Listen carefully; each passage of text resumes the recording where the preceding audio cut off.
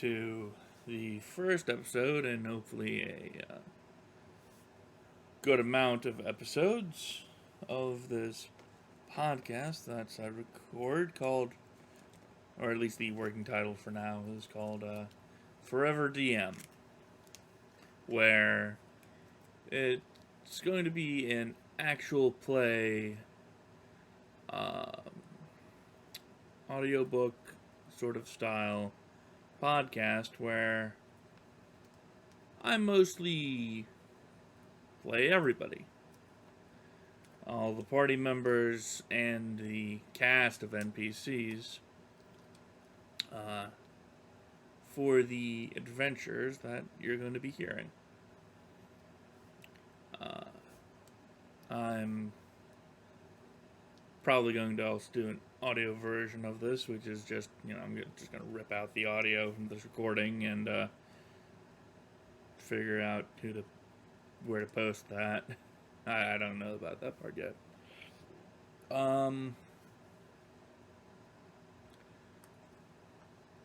There are a few homebrew rules that I'll be using for Pathfinder.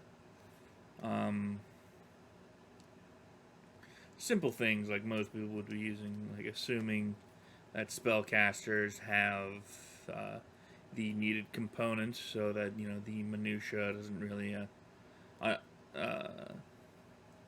get in the way. And certain abilities, such as power attack,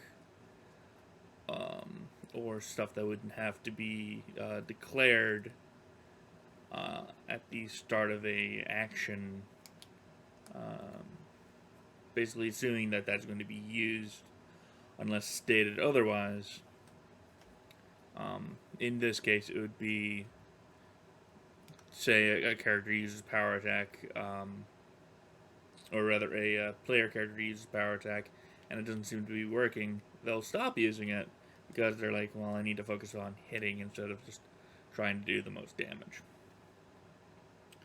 I'm going to be going through each episode is going to be a part of the Rise of the Rune Lords campaign. Part 1 in Chapter 1 being Festival and Fire, as it's called, and it's probably how I'm going to do it for each episode. Originally, I was going to do each chapter, but then I realized, that's way too long. So each part, I don't know how long this will take, but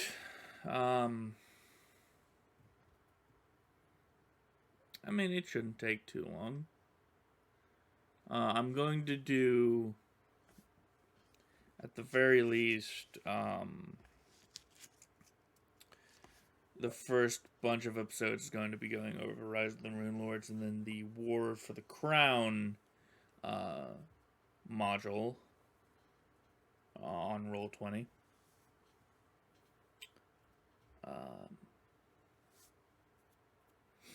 Because that's really the only full modules they have.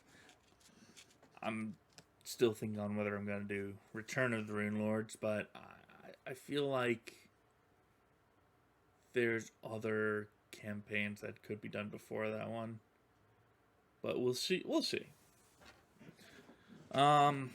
Anyways. So getting to the story, I suppose we should introduce our characters first. Don't know why that one's untitled.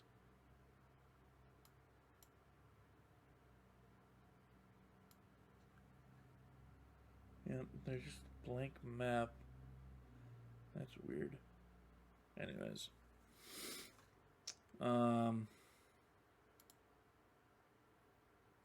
Getting to... Well, I can explain that part later. So, getting to meet our characters. Let me move them to the back. We have Bella, the historian. She is a historian from Magnemar, or not from Magnemar, from the. Actually, let me pull up the map. I don't know whether you can see that.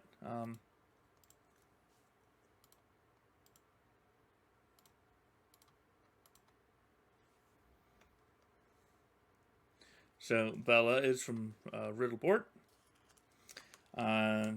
Not a great place to live, but it does have a interesting bit of architecture known locally as the Cipher Gate, and she has spent most of her life investigating that, and she's come to the town of Sandpoint, right here. I tried to ping it, but I just realized I'm on a different page. She's come to the town of Sandpoint to investigate another ancient structure known as the Old Light. She's arrived just in time for the Swallowtail Release Festival, as everyone else has.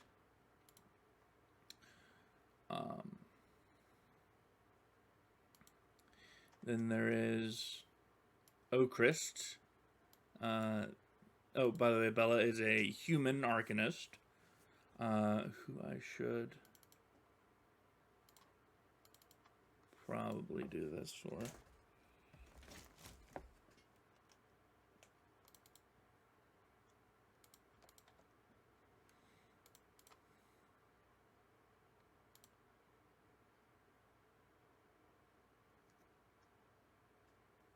Oh, it even has toggles for low light vision. That's cool. Bella the Historian. Ocrist, a Aasimar swashbuckler from the city of Magnemar. He is kind of a lowly dockhand, but he's adventurous, hence the name. He's come here looking for mostly for adventure.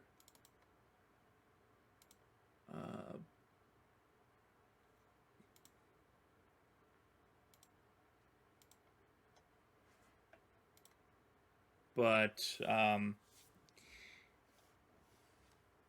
he knows that since there's a festival, advanced settings. Since there's a festival,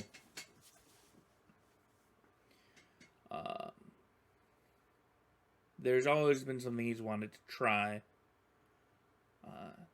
He often would sail on ships, sort of merchant ships, going to and from Magnemar, and they would stop at Sandpoint every so often.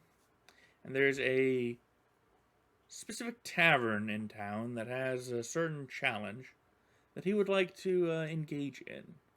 That's why he's here. Krabus, the explorer, is looking to be a member. He's also from Magnemar, and he's looking to be a member, or to become a member of the illustrious and well-known Pathfinder Society. I'm pretty sure he also has dark vision as well. Yep. I should also keep track of his inspiration.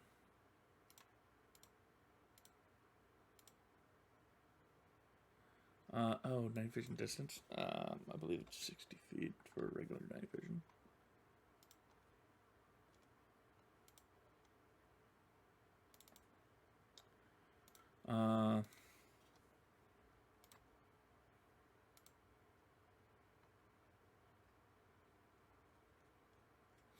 No, it can really be anything, huh? Well. Ocrist doesn't. No, he's got panache.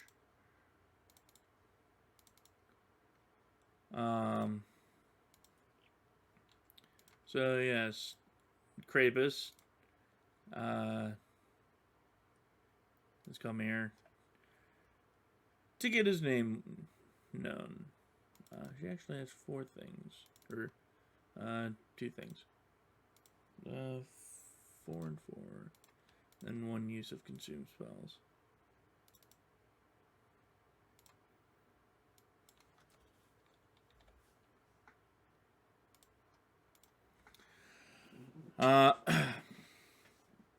And then the last member of the party is Elisana, Krabus is a, sorry, this is my first time doing this. Krabus is a dwarven investigator. One of the things, if you're familiar with Pathfinder, one of the things I tried doing for this party is doing all hybrid classes. So Arcanist is a combination of Sorcerer and Wizard. Investigator is a combination of Rogue and Alchemist. Swashbuckler, which I swear, but I was pretty sure Swashbuckler was out before the. I'm pretty sure what didn't used to be a hybrid class, but whatever. It is now. Swashbuckler is a combination of fighter and gunslinger, and the last member of the group, Elisana, a half-elf war priest of Desna. 10 health and 4 of those.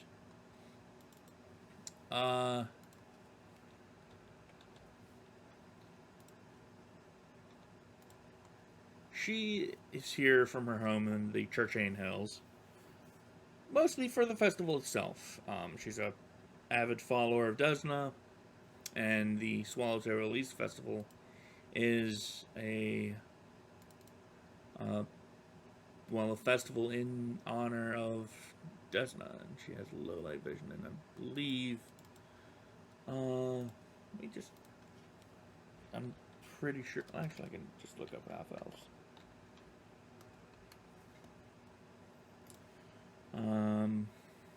Low light vision. Okay, now I'm just gonna have to look up vision. I'm pretty sure I know.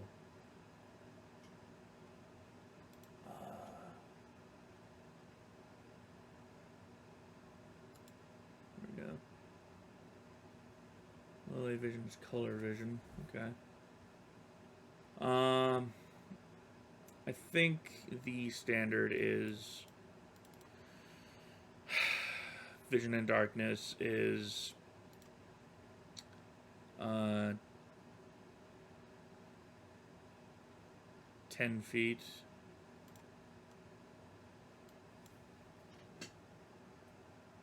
Or 10 or 15 feet, so low light is usually 30. That one's actually full color, so that's fine. Yep, she's here for the festival. And that's pretty much that. During the festival, everyone arrives in Sandpoint a bit early in the day. These other characters here were other players at a time.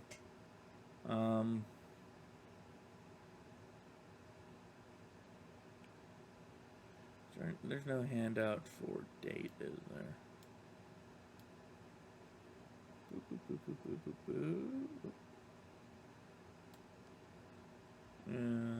Nope. No handout for date, that's fine.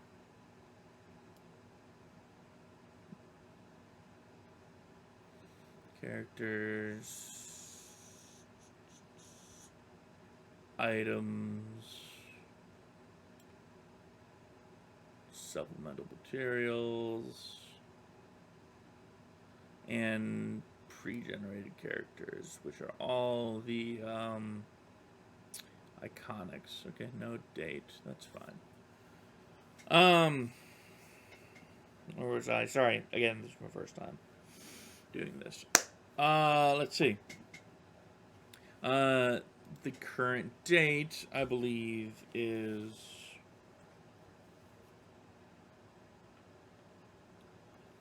in game. Let me look this up.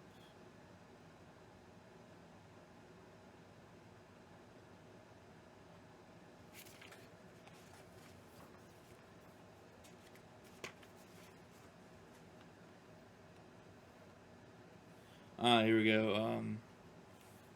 Let's say the 23rd of Rova. I'm actually going to add a handout. Current date. Current date.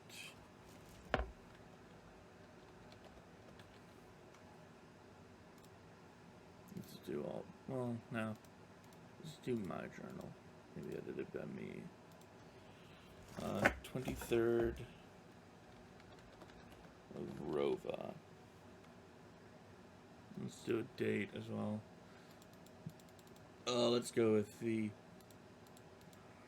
current calendar month. So Rova in Pathfinder, if you're using, the base sort of stuff. Rova is September.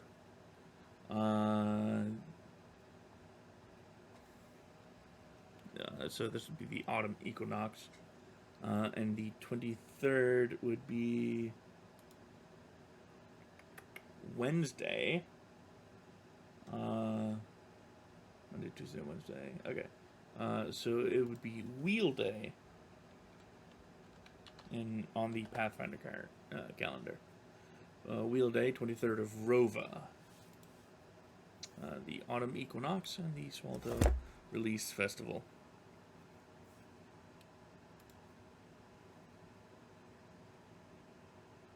Oh boy, I don't even know where that went. Oh, there it is, at the top. Okay.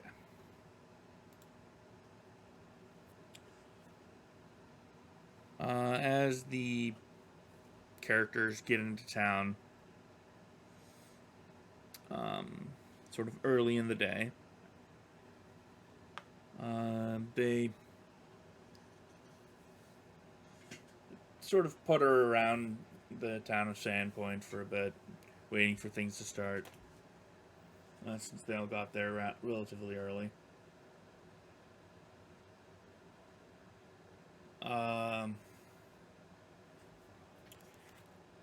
There is, as things are finally getting set up,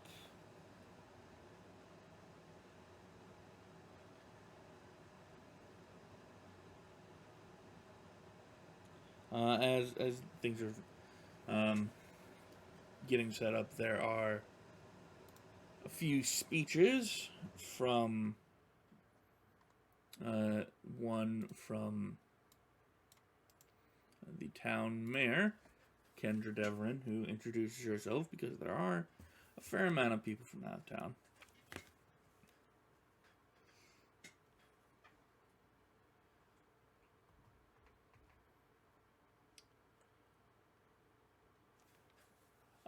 Greetings and salutations, everyone who has joined us here today for this wonderful festival. I am the mayor here, Kendra Deverin, and I welcome you to our town. And I'm glad to see that I'm glad to see everyone who's in attendance. Though I know that some people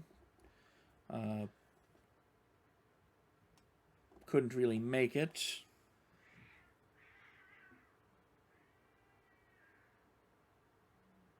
One moment, please.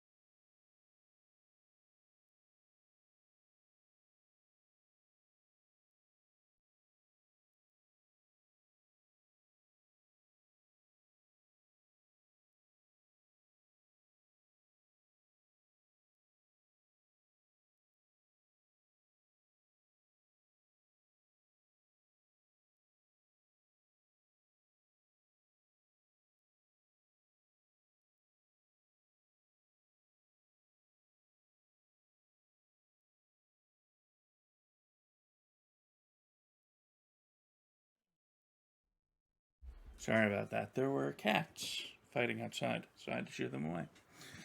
Where was I? Okay. Kendra Devon. I know that there are some people who couldn't make it today. Specifically our own Lars Ravenki.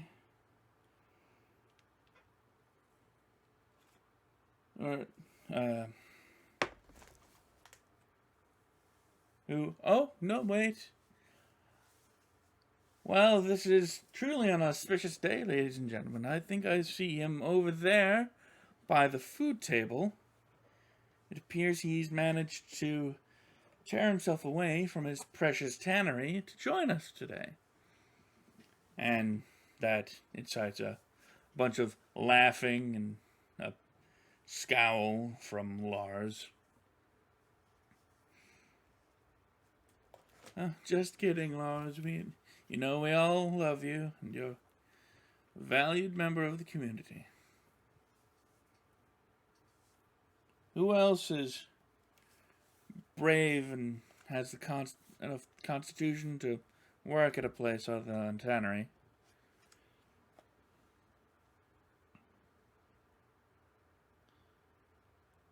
But I've been up here talking for a bit too long. I shall turn the floor over to our very own sheriff, who has a few things to say. People in the crowd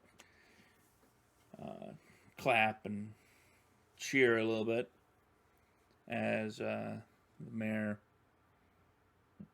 steps off the stage.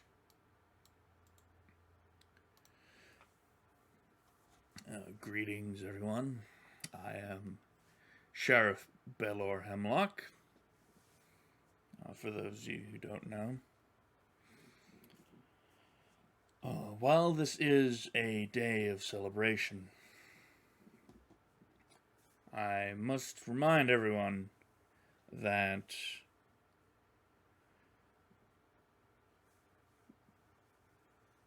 while we are here to celebrate our new chapel, we must not forget those who lost their lives in the fires that burnt down the old chapel. So, if I may have a moment of silence in remembrance for the lives that were lost that day.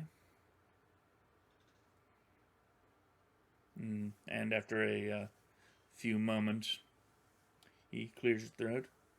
Well, thank you all for that. And, well, drink responsibly.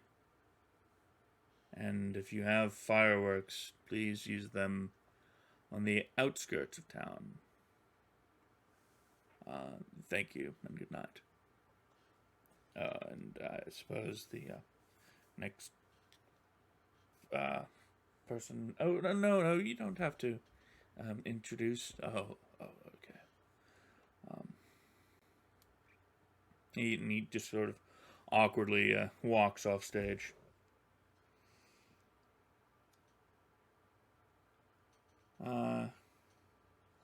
They don't have a token for him, but imagine a sort of flowery showman type as Sirdak Drokus takes the stage.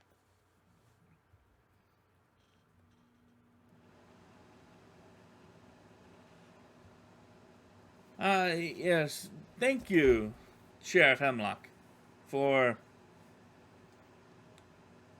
bringing such things to our attention. But I feel like I should remind everyone that this, of course, is a day for celebration.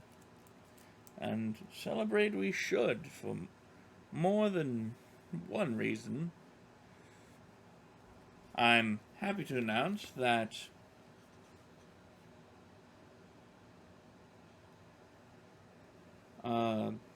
at our very own Sandpoint Theater, I will be hosting a new production. the night after tonight, known as the Harpy's Curse. And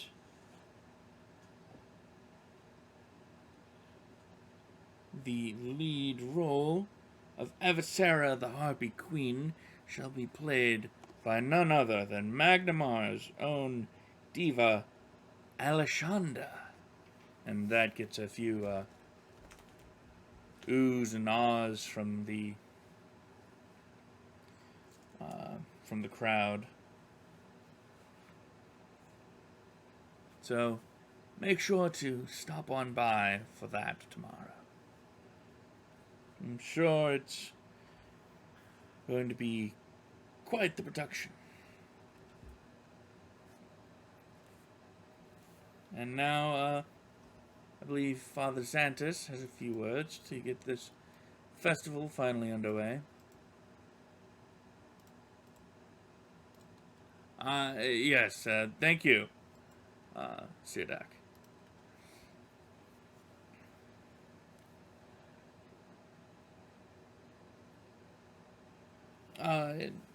I'm sure you've heard this all before, but welcome. Thank you for your attendance here. I am Alistair Xanthus. I believe that's his first name.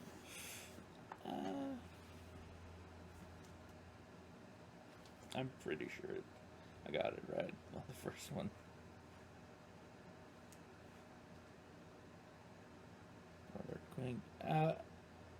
Abstelar Xanthus. I'm Father Abstelar Xanthus. I, run things here at the chapel.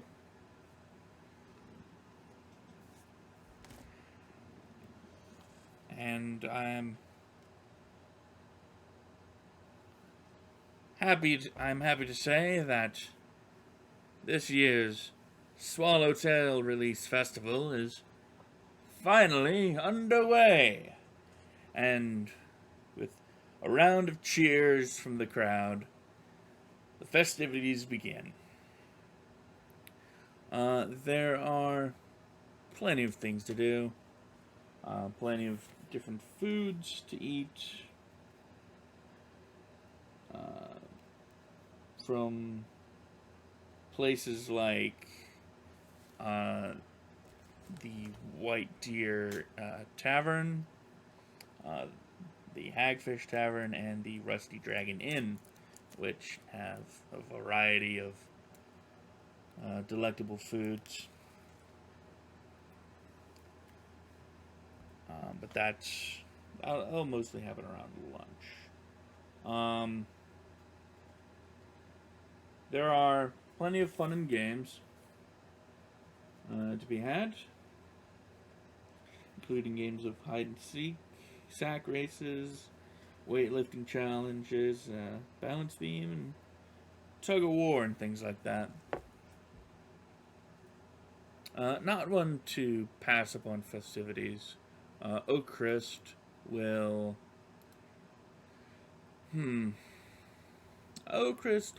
engage in the balance beam contest. So let's see, acrobatics. I'm fairly certain I clicked it. Nope, I did. I had to think for a bit. Even with his armor on, Oakrest deftly mounts the balance beam and doesn't even really make it look hard.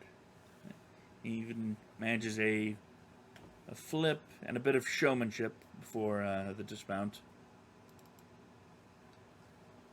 Elisana is going to also engage in some of the fun. She's actually going to play a game of hide and seek with the kids. Because she is kind of a people person. And She's rather good at it. Uh, she doesn't necessarily find everyone immediately, but she makes it fun. You know, she pretends to not see some of the kids and has fun chasing them down, and it's good time all around. At about noon, uh, the uh, the acolytes of Desna and Father Xantus wheel a uh, rather large covered wagon into the square, and after recounting a short parable of how Desna first fell to earth and was nursed back to health by a blind child, whom she transformed into a immortal butterfly as a reward for her aid. They pull aside the cover of the wagon, releasing thousands of swallowtail butterflies that swarm and circle in the air. A bunch of the kids go around, chase, and plenty of people gawk at the beauty of it all. And Elisana just looks happy. She knows the story pretty well, and she's just loving seeing people enjoy themselves in such a way. Lunch, as I mentioned earlier, is brought by.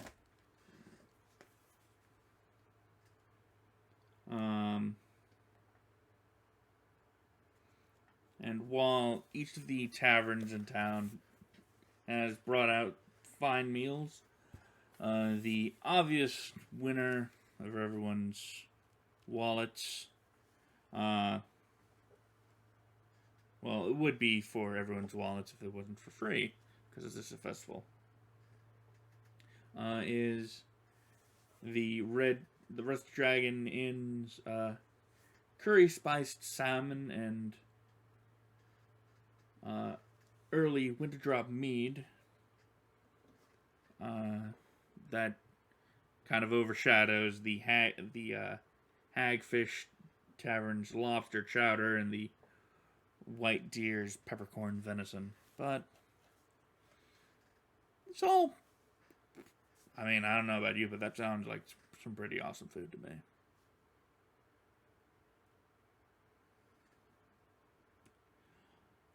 As the sun eventually begins to set, Father Xantus once again takes the stage.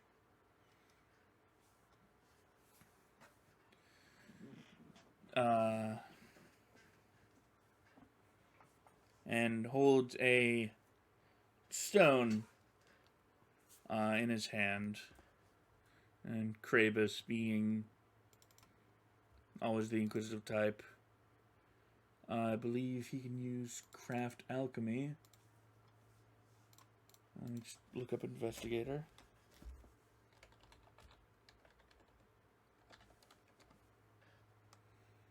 I believe he can use craft alchemy to identify potions and alchemical creations. He definitely identifies it as a thunderstone. Basically, you hit it against the ground, and it causes a boom, or not necessarily the ground, but any sort of solid object, and it causes a loud, thunderous clap, which Father Xantus does, and I just realized that I didn't need to. I didn't even need to look up his name in the book. It says it right there. Anyways, Father Xantus gathers everyone's attention with the Thunderstone.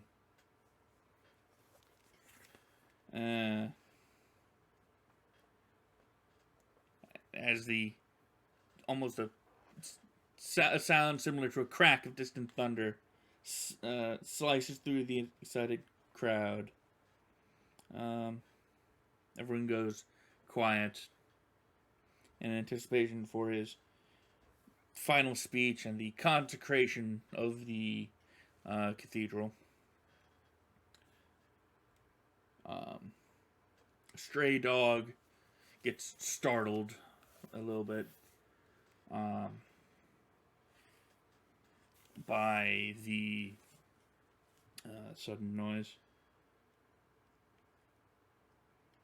And dozens of conversations quiet.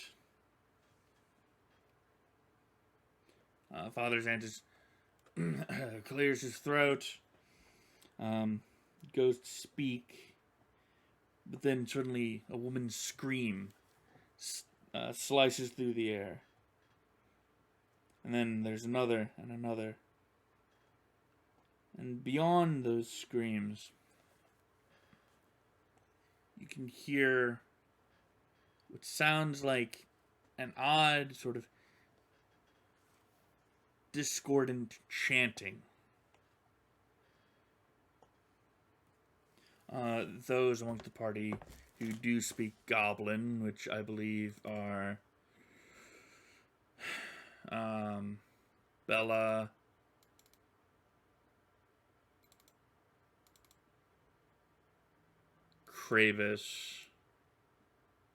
Bella and Kravis, recognize this as Goblin.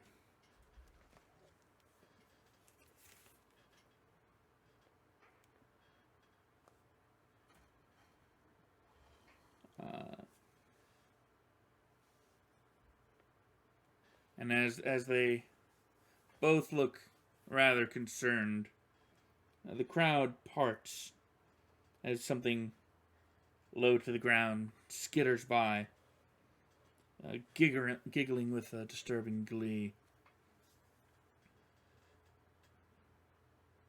And then you hear a pained yelp from the dog that got spooked earlier, followed by a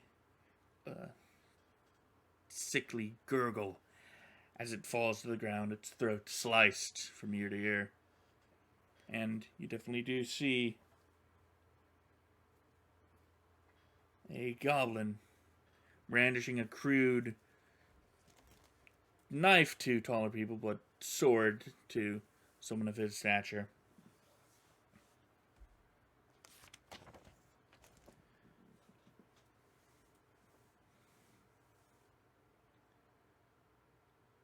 Let's see here. Nope, don't move that.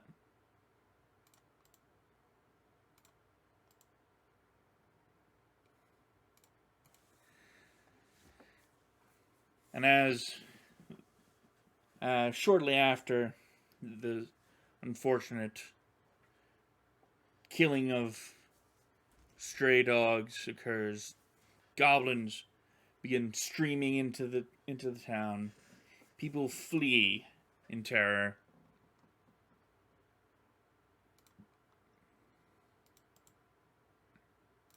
But these four, whether it is in the case of Elisana, a need to protect the innocent people here, or in the case of Ocrist, a need, well, kind of the same need, but he's just, happy that there's going to be a chance to test his skills.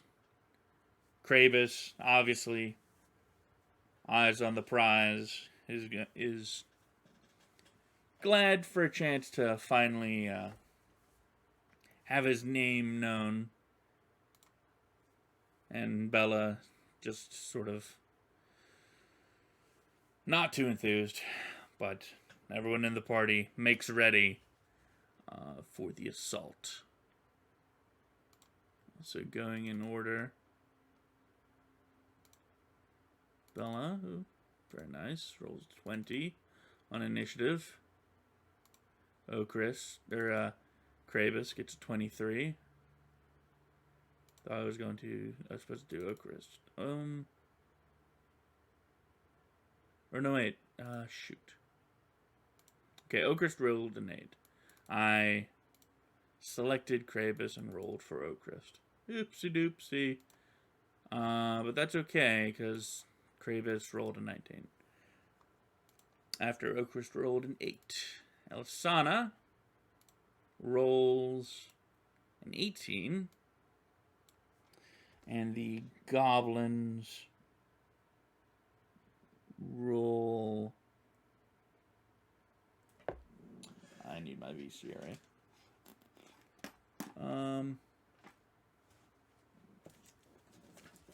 Here we are. VCRA 1. Goblin. Goblin.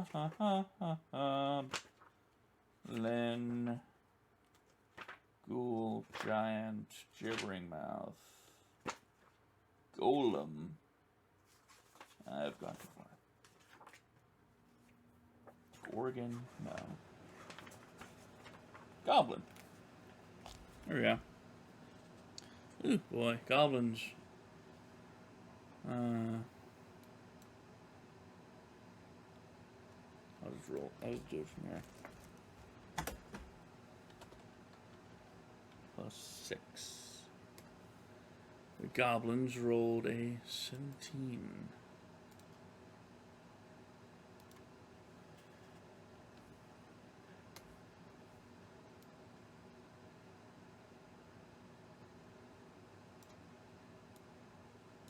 There we go.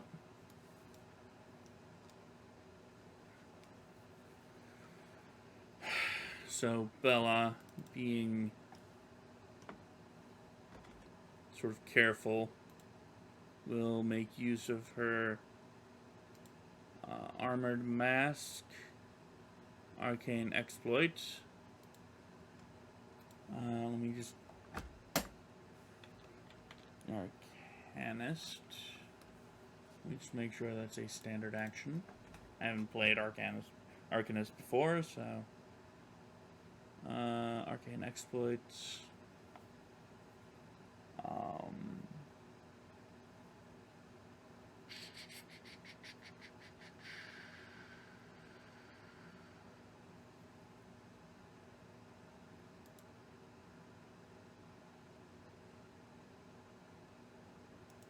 Doesn't say. Oh, there it is. She spends her standard action. She sort of draws her hand down from the from her face and across her body, and sort of the illusion of armor appears on her. Oops. Bumping her AC to... Oops. From a 12 to a 16.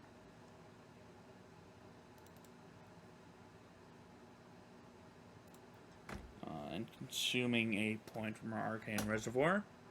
And then she moves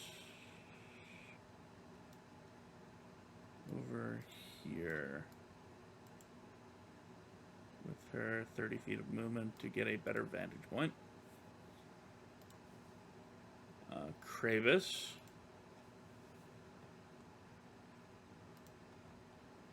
draws his warhammer.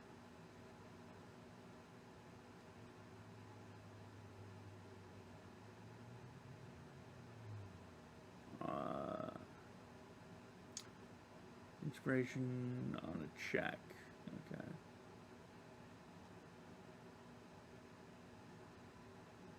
Because that's just for checks. Kravis draws his warhammer. Or he draws his warhammer. Or no, he gets closer with 20 feet of movement. And throws a dart at a goblin that has climbed up on the food table.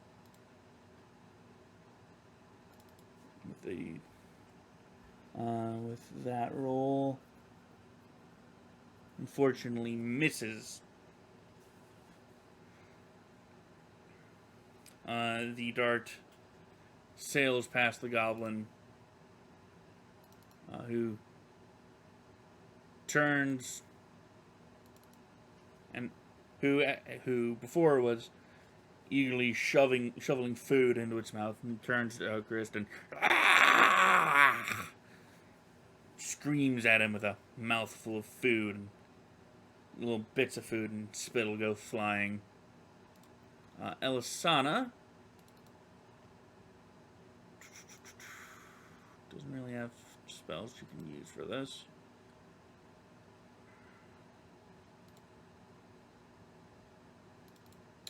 But has line of sight, so she is going to shoot at that goblin with her short bow,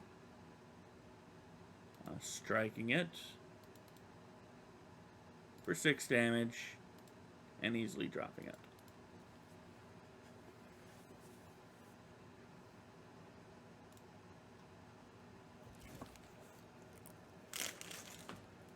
The other goblins,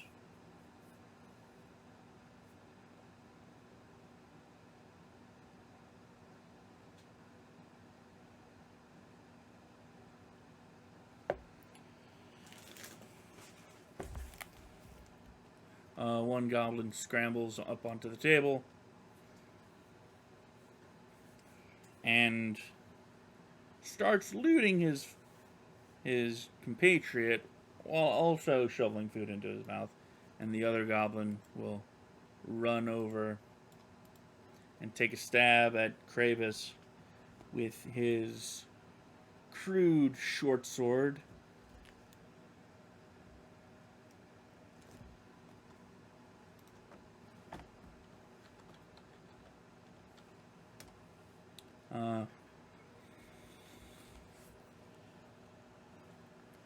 Threatening a crit. Oh, good. Thankfully he doesn't threaten a crit, but that still hits. F me. A threatened crit in the first round of combat. Oh no. He still manages to nick Kravis for 2 damage, drawing the not necessarily serrated edge of the blade, but still rather nasty looking. Draws it across his forearm, and Kravis sort of cringes back. Ah! Blasted thing. So you want to fight in melee, do you? Well, come on then. Now it's Oakrist, who brandishes his trident, strides forward. Can't really get into flanking because there's a tent there.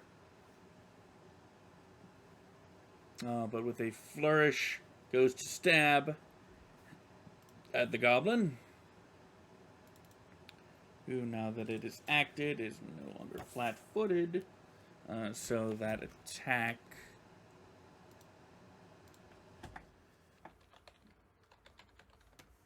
I believe will miss. Just seeing if there is... Nope, there's no thing that he can do. Okay, yep, he just stabs at it with his trident and whiffs. Bella will...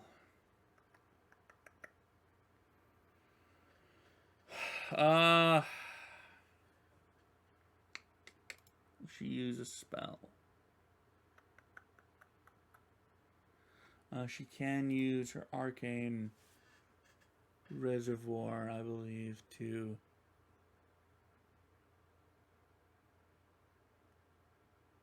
regain a spell slot.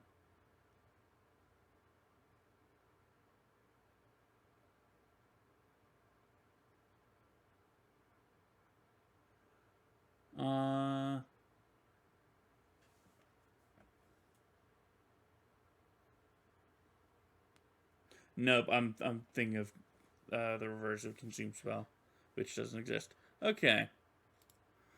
She's going to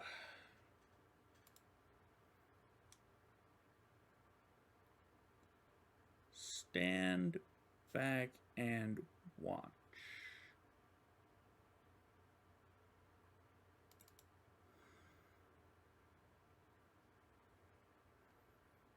As these three clearly have it handled.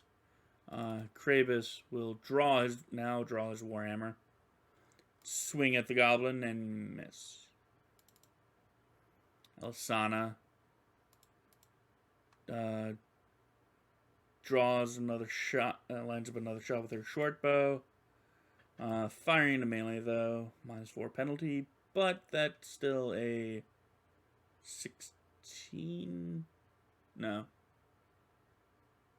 21 -4. 17. That'll hit for 3 damage. A decent hit. The initial goblin is still sort of focused on Krabus, so he's going to swing again and hit him again.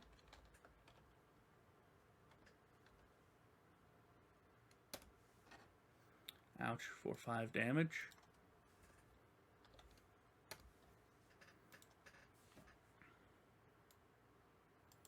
And the other one's going to actually hop off and run at Bella and take a swing at her.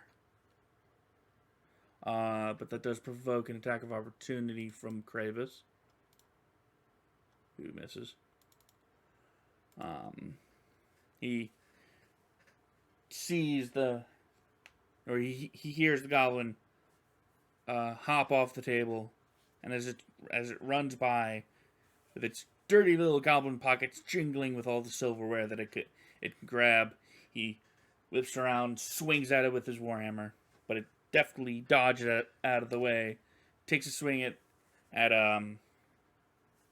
Bella, and its crude short sword sparks off of her illusory armor, actually hitting a sort of wall of emanation of force, but it just thinks she has armor on.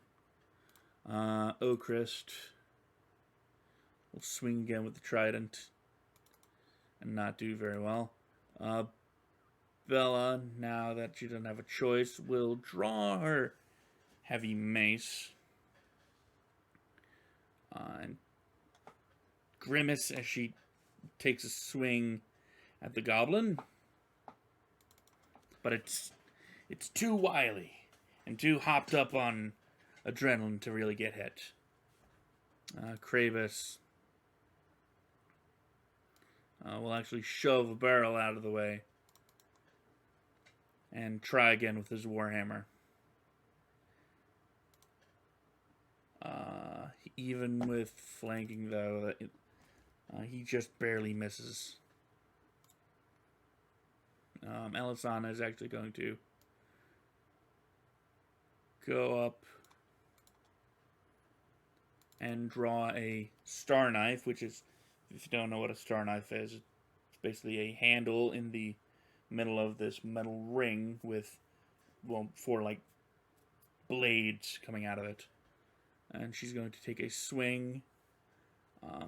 Normally, a star knife would do only 1d4 plus whatever your strength mod is.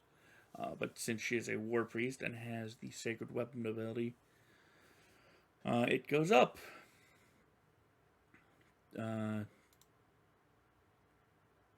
By a decent amount.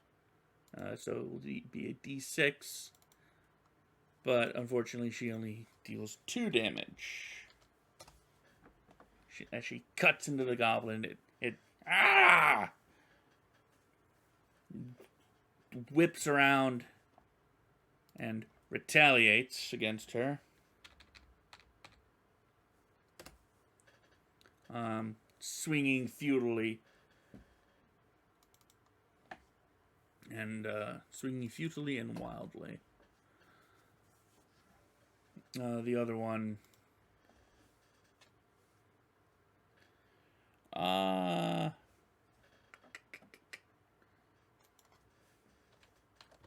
one's actually going to make a decision on whether to attack Oakrist or Craven. It likes Craven and is going to keep swinging at him. Krabus, I should say, who doesn't have a lot of AC.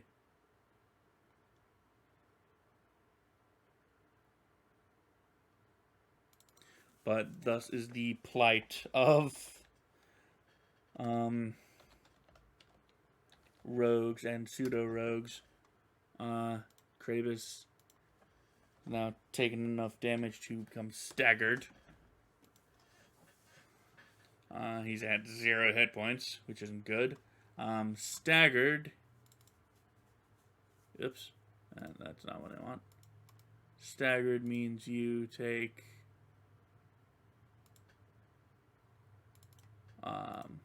you can only take one action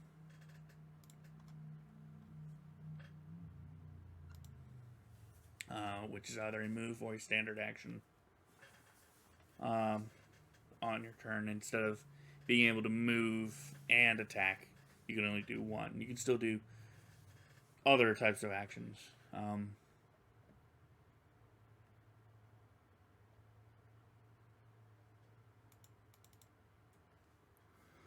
Oakrist, seeing this, doesn't really know what to do. He doesn't have anything to really help other than his winning smile and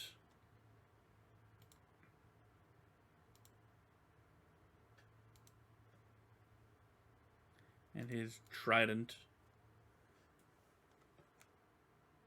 He's gonna take another stab at it. Miss. Bella looks over at the group and at the other group and goes, I think they are going to need some help. I can handle this one. Well, sort of. And takes a swing with her mace. Krabus, not one to back down, goes, No, I'm fine. I'm fine. I've got this under control, as he swings and misses. Elisana, seeing that he's badly wounded, will consume Dream Feast in order to spontaneously cast, after taking a attack of opportunity from the goblin who misses. She's going to consume a spell to cast Cure Light Wounds on him.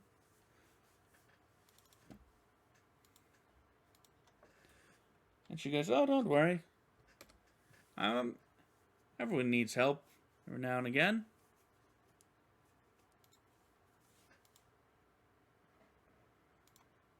The goblin is already enraged. Takes an attack of opportunity from Bella. Oh boy, they're not heading too well. And continues to go after Elisana. And it's just a slap fight, people. And no one except for Krabus is getting hit. Once it's broken out into melee, everyone is just not doing a damn thing.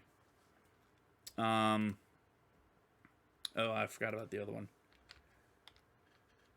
He wants blood, but he's not going to find it as the wounded goblin slices at Oakrist, but then he dodges out of the way. Ha! Didn't hit me that time, did ya? You little green bugger. Oakrist is going to take a 5-foot step back and actually cast his net. Which he sort of forgot about in the heat of the moment at the goblin. Deftly entangling it. And it begins to flail around and shriek obscenities in its native tongue.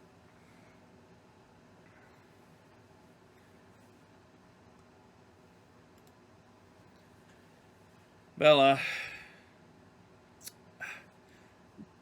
stop! Come get back here, you nasty little creature!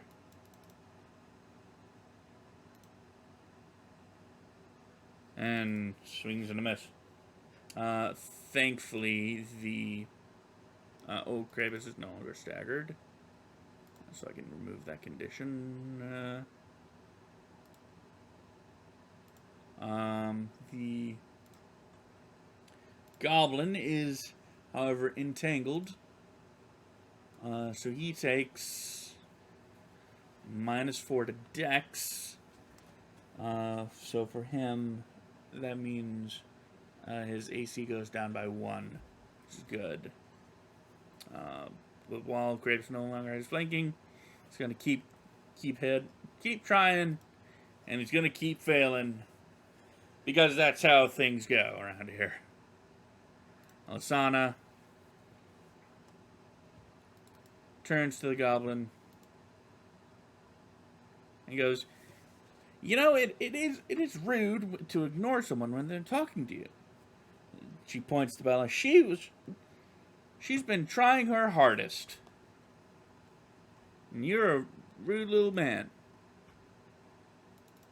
And she swings and misses. And the goblin not really understanding her. Is actually going to make a grab for her weapon because it's shiny and hasn't really seen something like that before.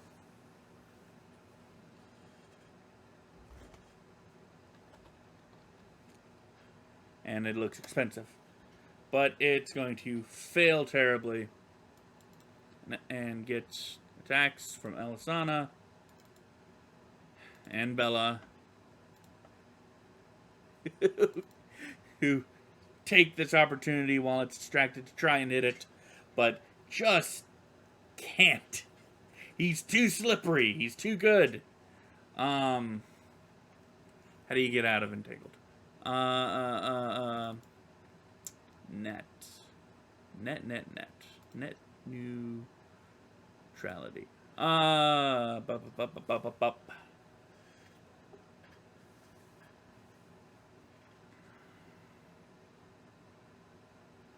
And an entangled creature can make a DC 20 escape artist check as a full round action to try and get out. So, not really dexterous in this sense, but it does have a plus. What's 15? I know there's someone with 15 in this party. Or no, that would be a -4 dex. Oh wait, no, that's 11. Ooh, hey. So that'd be a +0. It's flailing around. It's trying to, just screaming in rage. Ogre's is gonna go back in. Like a green angry fish. It's gonna stab at it. It doesn't have, let's see. Yeah, no, it doesn't have any more dex, so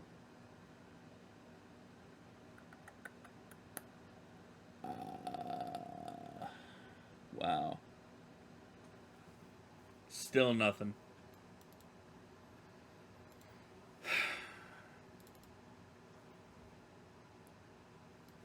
Bella's going to take a step back, sigh, and hold out her hand.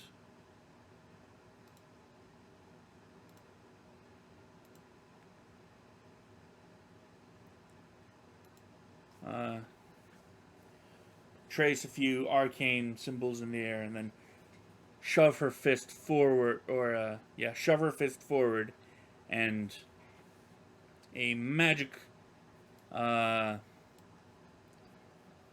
a magic missile shoots out of her hand or her fist, striking the entangled goblin for 4 damage and killing it.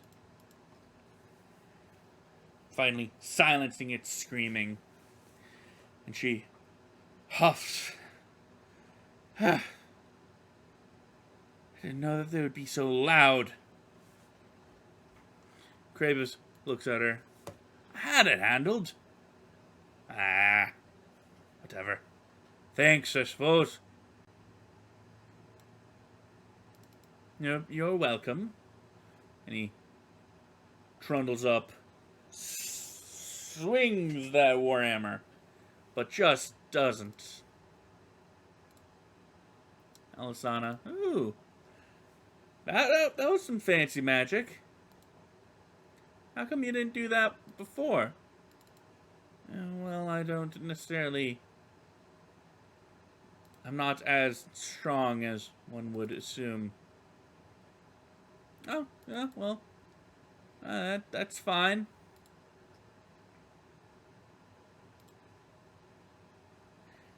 And while she's engaged in conversation, she actually fumbles her star knife. Oh, oops. Oopsie.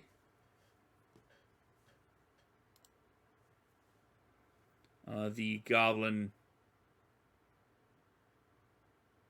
will actually grab the knife and go to run, provoking from Kravis. And it's going to go and hide, provoking from Bella as she it dodges her swing.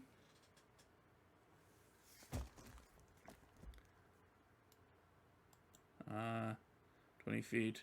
It's actually going to go over here and look like it's going to attempt to climb up, or actually duck under the small scaffolding of the stage here. Oakrist goes, "Hey, you should give that back." And he quickly draws his short bow and deftly, almost Legolas style, draws and fires on the goblin. Pierces it through. The goblin is finally slain.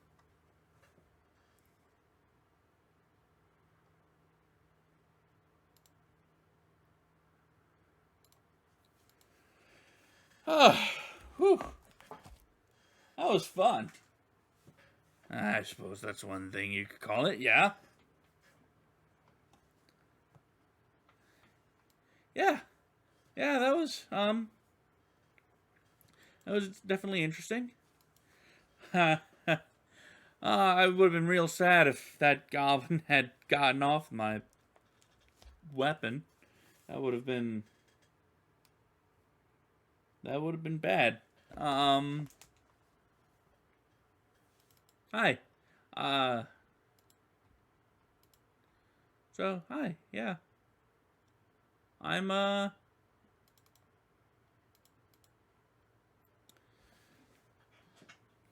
Alisana. You guys are pretty good fighters. I suppose. These damn things are wily, though. The name's Kravis. Kravis Manar.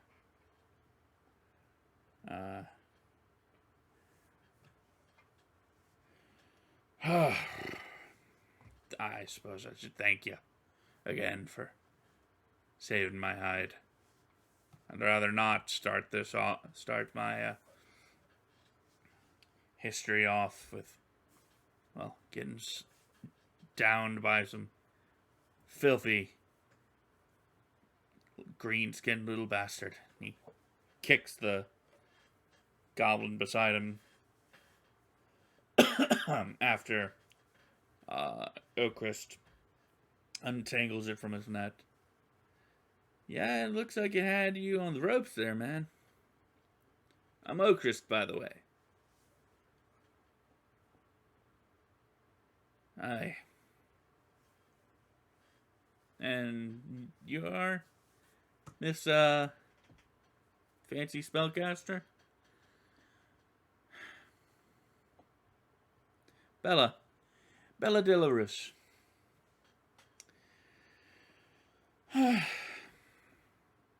Well, seems like things are quite interesting.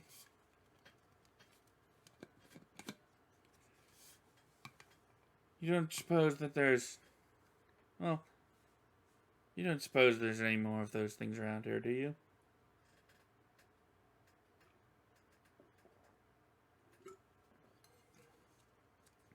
Interesting. Oh, Bella. This is the best Swallowtail Festival I've seen in years. Hardly... And none of them have had fights. And Bella looks at Elisana like she's just absolutely crazy. You do realize this is not just a staged fight. This is a attack on the town? Yeah, but, you know, it's... What, you don't like this? This isn't fun? No! No, this is not fun. People's lives are in danger. Well, yeah, I suppose. But, I mean, it's still exciting. That's one word for it, maybe. As Bella's saying this, a nearby cart... I can actually do this. Do I... Fire. Nearby cart.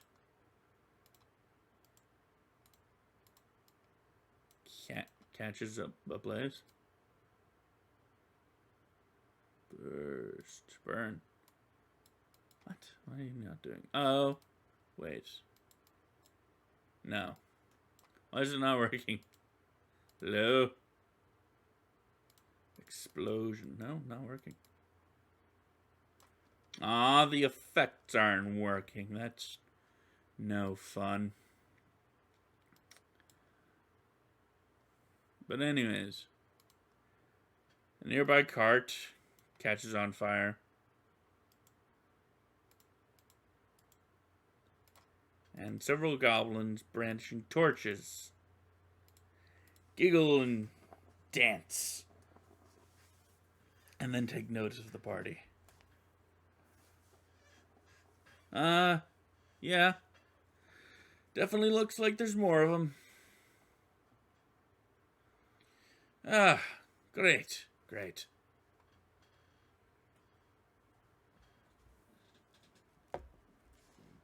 Okay.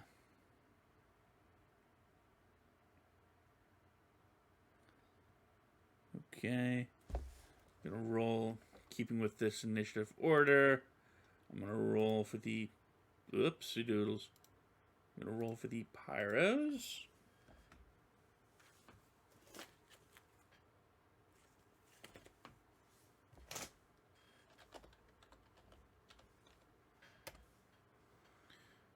They get a 15.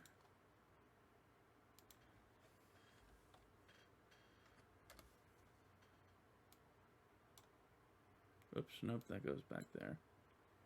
And the War Chanter gets a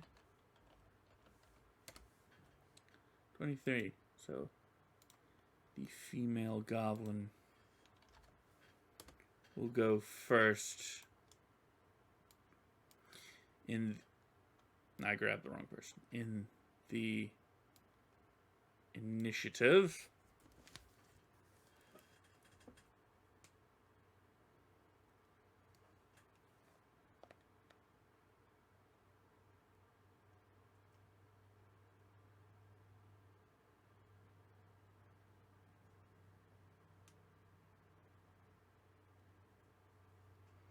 And begins singing, if you can call it that.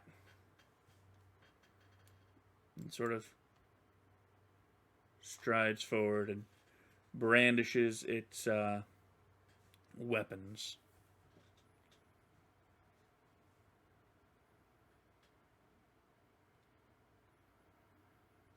How many rounds per day? 5 rounds per day.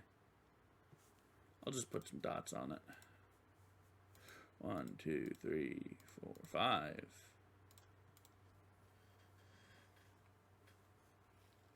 Oh, goodness. Bella, not liking the sight of more goblins. Yeah,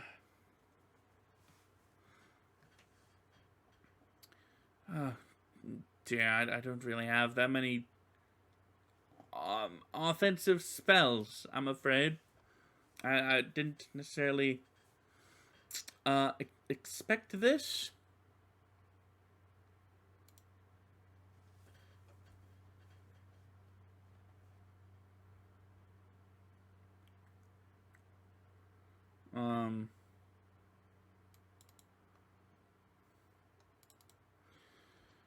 But I suppose I'll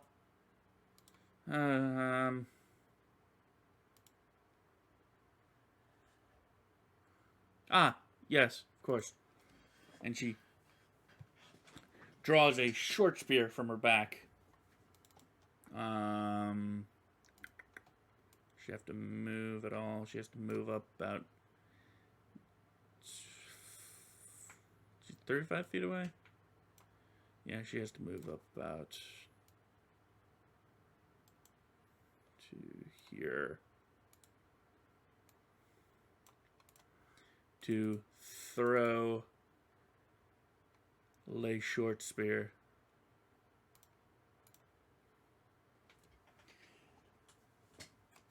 She strikes a pose, takes a few steps forward, and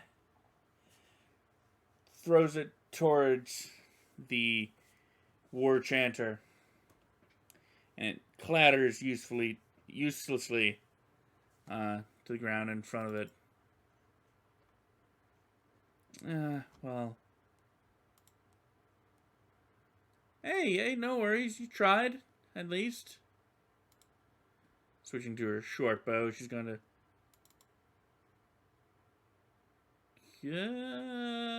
line of sight. Yeah, she's fine.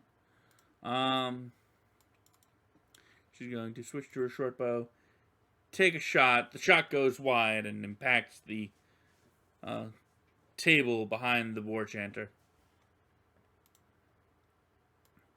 Krabus trundles forward. Darts don't have that much of a range. 20 feet? He's outside of 20 feet. Yeah, he's at 35. But he's going to try it. He's going to take a range penalty.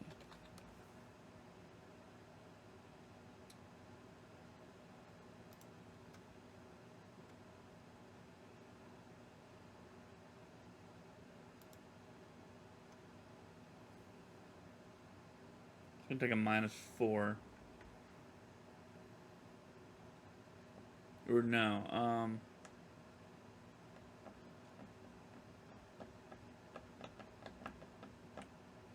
I had to look this up, but I just... Range, here we go. -2.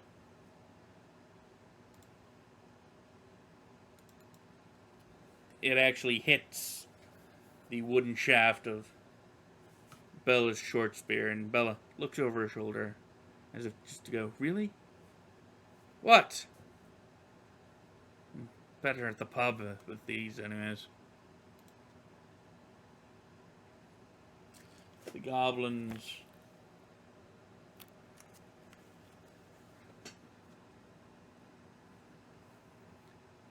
Giggle at the sight.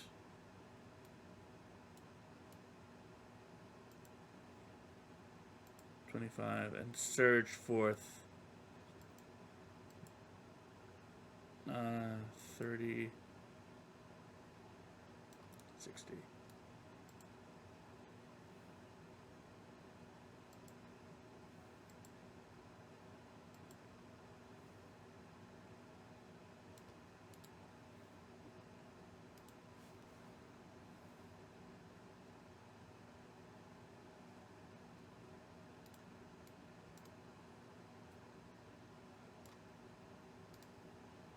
Oakrist brandishes a trident again and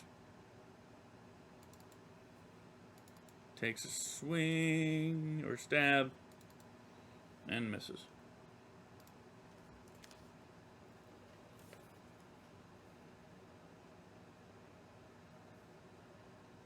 I don't actually know the range on that weapon, but I have the weapons page up, so that shouldn't be too much of a problem.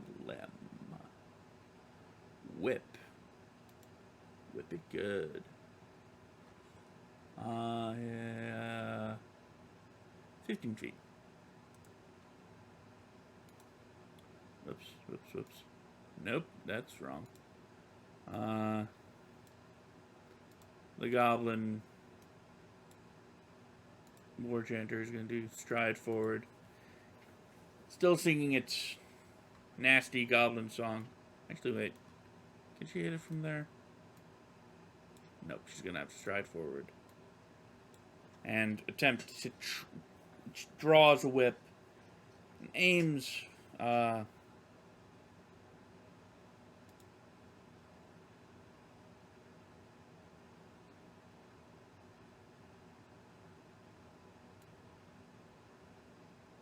Actually, no, she doesn't like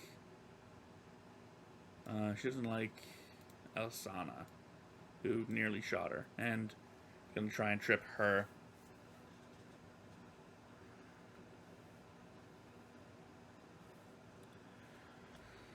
Let's see.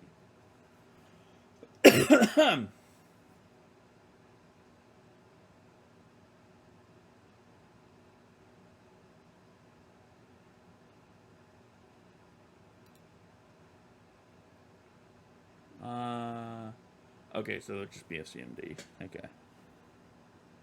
Ew.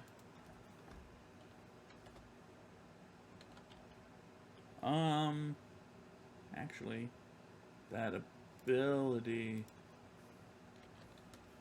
Inspire. Courage gives her. Inspire courage. On attack and weapon damage rolls. Poopy poop. Oh well. Not a trip attempt. Elisana has 15 CMD. So the whip lashes out, tries to get her around the ankle, but she deftly gets out of the way. Hey! That's rude. Yes, well, these creatures are very rude. Elisana?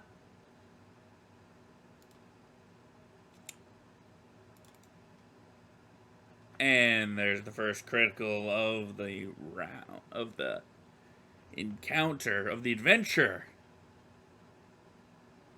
By none other than Bella de la Rus. Natural 20. I'm just gonna go by how it rolls it. Yes, these are quite rude. Quite terrible. And she swings down with her mace. crunches the goblin skull in front of her and looks honestly surprised. Just, uh, oh dear. Way to go, Bella! I thank you, I suppose.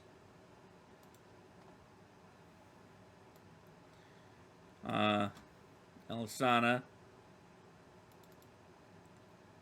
grabs her star knife. No, she did that already. Brandishes her star knife. And an 18. Yeah, no, it has to get a 20. Deals a fair bit of damage.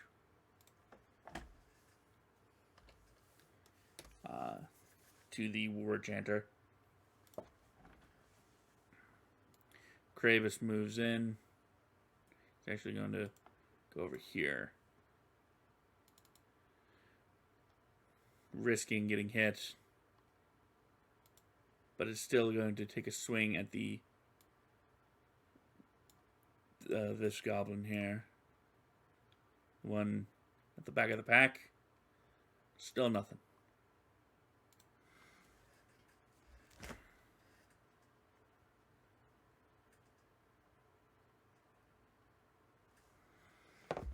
As the goblin skull gets crunched, these goblins were initially, walking towards the group, torches outstretched, as if, say, oh, we're gonna burn you. And some of them actually do say that, and goblin just, oh, burn you good. You look flammable. And then the crunch happens. They both look over, realize, oh shit, we probably shouldn't be screwing around. Ditch the torches, draw the weapons. One takes a swing at Ocrist. One takes a swing at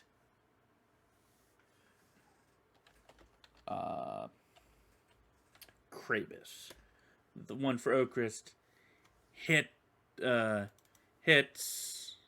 meets his AC, but Ocrist is going to attempt to parry and riposte by spending a panache point.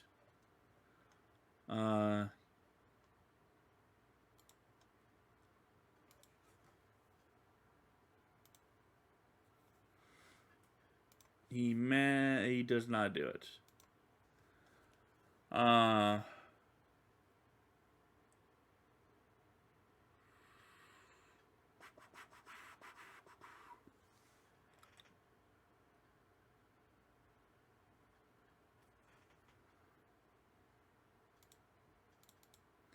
He attempts to spin or sweep the trident in the way, but the goblin's a bit too wily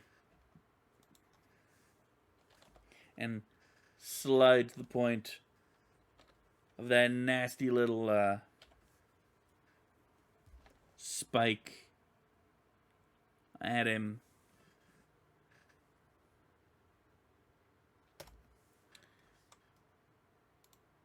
Getting him for 4 points of damage. The other one is going to take a swing at Kravis and miss.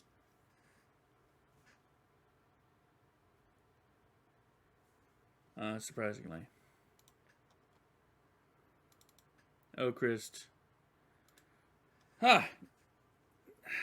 Really should practice that more. Takes a stab at it. Deals a decent amount of damage.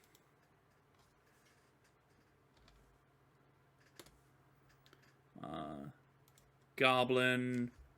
War Chanter.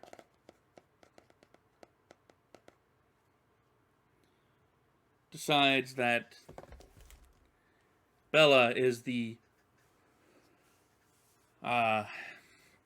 most dangerous person here, considering she slew one of her allies in one fell swoop.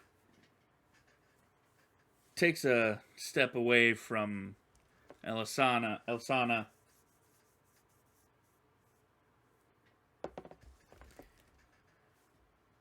and goes, there's no comment.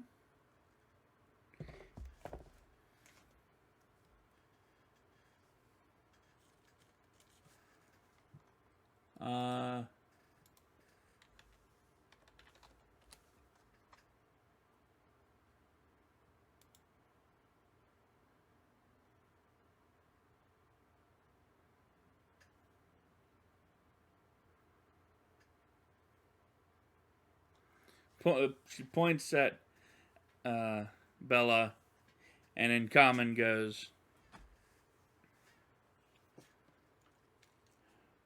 "Why are the two melons sad that they can't run away for their wedding? Because they can't elope."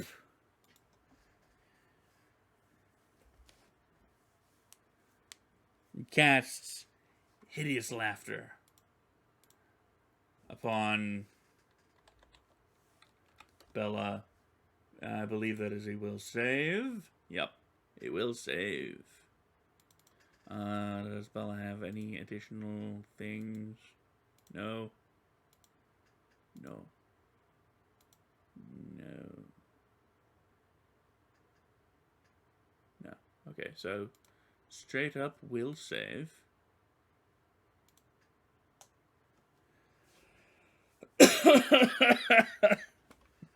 Uh-huh.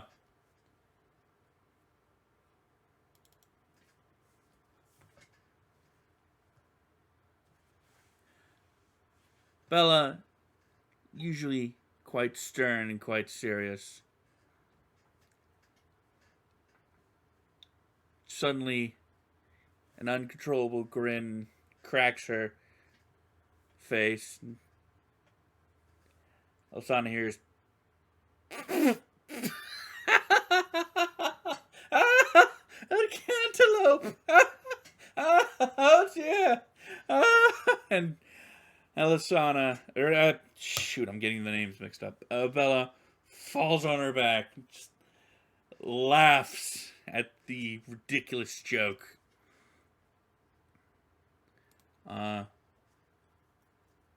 Can't take any actions. She is effectively out of it for the round. I guess that's a okay joke, but I've heard better. I mean, really. She's gonna take a swing and miss the war chanter, who continues singing after the joke is told. Gravis is gonna turn to the one Ocrist damaged, take a swing. 18, not a crit threat, but still cracks a good skull.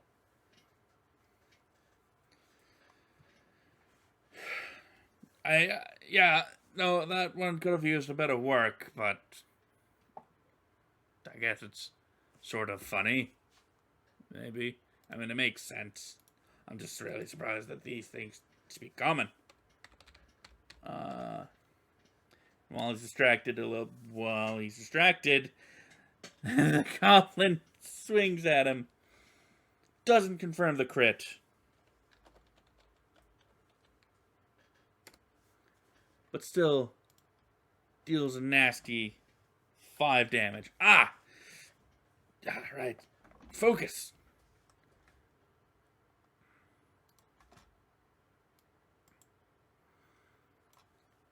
Chris gets around it.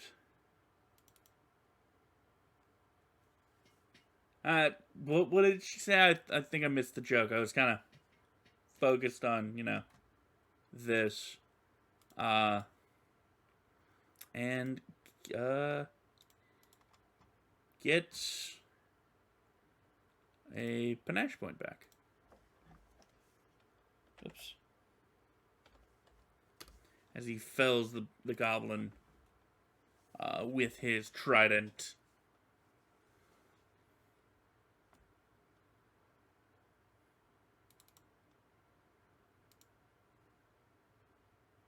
Yeah, these guys all have just 20.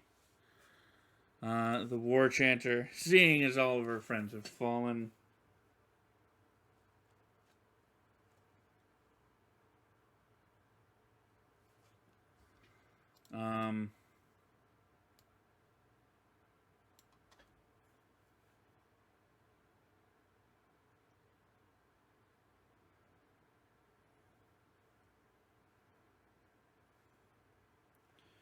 switches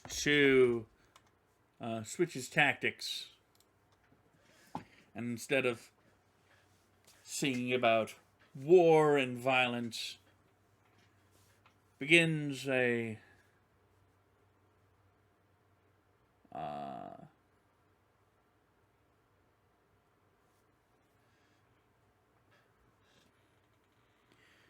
begins to weave a tale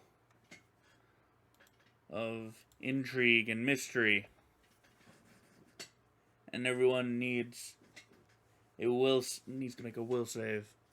DC 10, half the bard's level. Well, it's a level 1 bard, so plus charisma mod, so it is DC 12.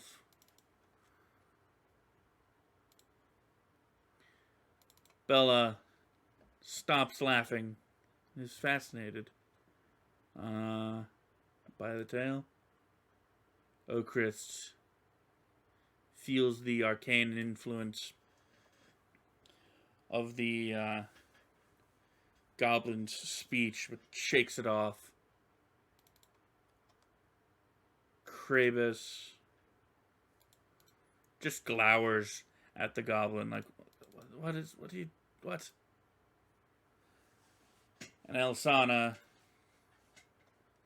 is just curious about the tale, but not really fascinated. She's like, that's interesting. Stabs it with the star knife. Holy Hera. Fudge. 5 does not confirm. Well, actually no, that's a natural 20. And I roll a natural 20s.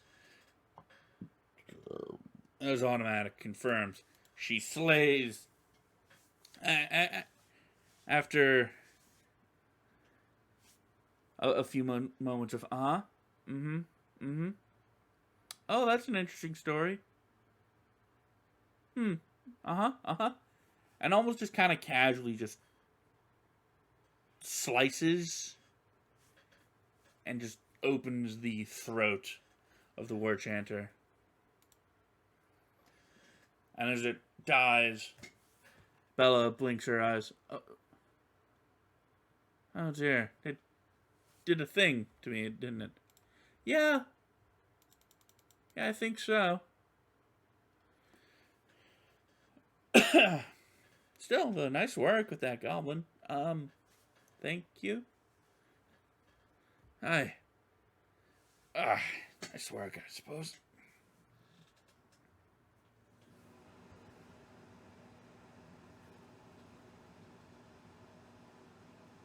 After this is all done, they hear the door to the cathedral open, and Father Santos pops his head out. Is everything all right out here? Hello? Yeah, we took care of the goblins. That needs to be taken care of, though. I got it, don't worry. As she points to the cart that is still on fire, she casts Create Water, and it is doused. With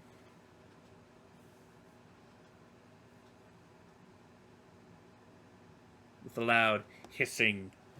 Ah, yes. Unfortunate. That was one of our cards, I believe. Oh. Yeah, that really kind of sucks. We took care of all the goblins out here. Some of us did take a little bit of damage. Ah, yes, yes. Yes, if you'd come here, well, I'll come out to you. It seems to be quite all right now. Who needed healing? I forget what level Father Xantus is at. Because he does have spells. So it will affect his healing. Zubba zubba zubba. Level 4 Cleric of Desna. I could use a bit of healing. Ah, yes, of course. Here you are. Lays hands upon Krabus, healing him for 6. I mean, I got cut, but I'm good. Thanks. I suppose so, if you really don't want it. I must thank you all for helping. What are your names? I'm Ocrist. I'm a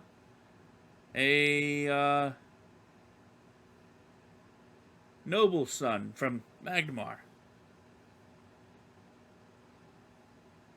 Just kind of came over here because I heard of the festival. Krabus is suddenly very interested.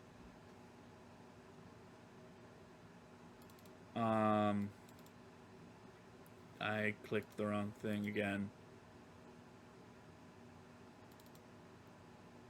Ocrist bluff check versus Krabus's sense motive. Oh, you're a noble son.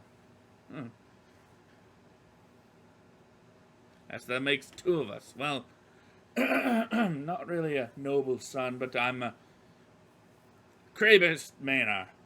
I'm a cousin of one of the 4 founders of Magnemar. Thank you, Father, for the healing. Bella Delarus. I'm a historian from Riddleport. Riddleport, you say? I may have forgotten his accent already. Riddleport, you say? That's quite far and quite a dangerous place to come from. But I'm glad you're here. And at this point, Elsana steps over the corpses, grabs Father Xantus' hand, and gives him a firm and enthusiastic handshake. And I'm Elsana. I'm so happy to meet another follower of Desna. Oh, you're a fellow Desna. That's wonderful. Certainly our shared patron has brought you here today for just this occasion. Yeah, now that you mention it, that might have been why I was here. I just kind of felt the need to come here because, who doesn't like a festival? Well, yes, festivals are indeed nice when they're not being interrupted by goblins.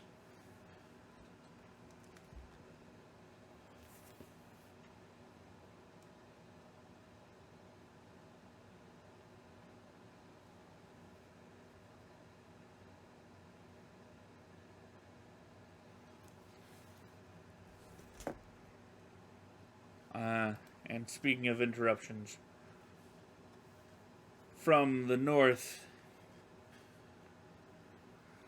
suddenly further talk is interrupted by sudden screams of, "Help! Help! Ah! I'm being assaulted by goblins!"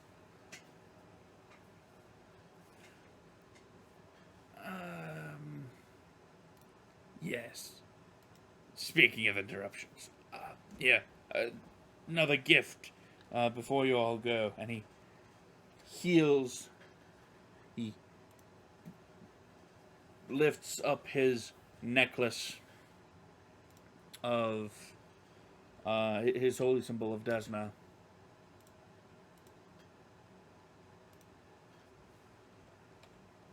And heals everyone for their entire health bars.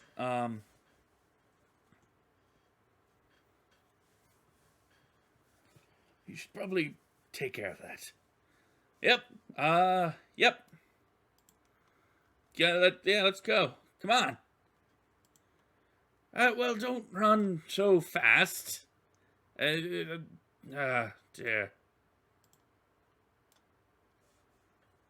We'll talk later, alright? Yes, of course. I'm curious to hear tales of your travels. Yep, talk later, bye. Dear, well, at least this effect lasts an hour, so I won't be in too much trouble.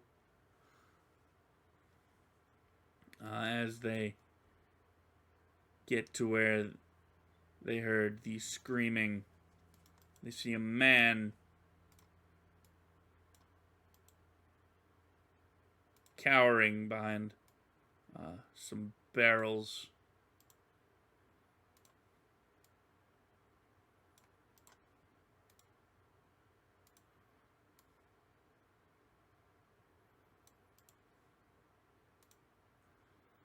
While being menaced by some goblins. And a rather important and dangerous looking goblin brandishing a crude polearm, riding a ugly creature, an ugly mount.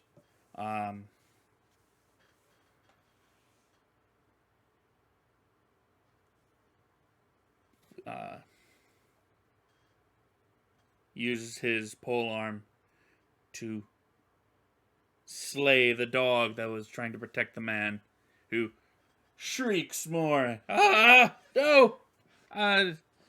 Dear, poor dog. Oh dear, I believe I'm next. Help!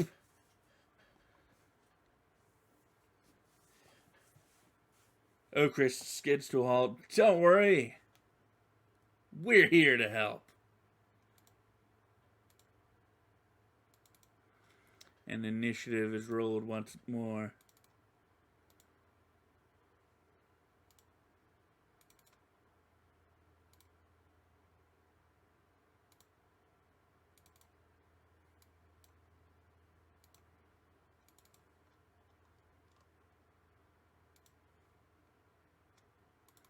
Kravis this time, potentially bringing up the rear.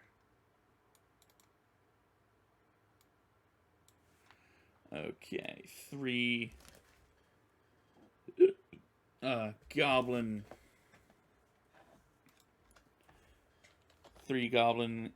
goblins all rolled high.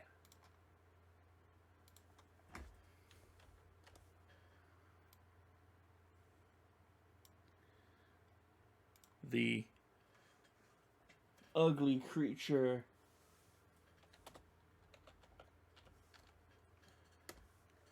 also rolled high, but actually rolled higher than the goblins. Or, well, it rolled a 19. As opposed to their... Well, no, they have the higher modifier, so... The rider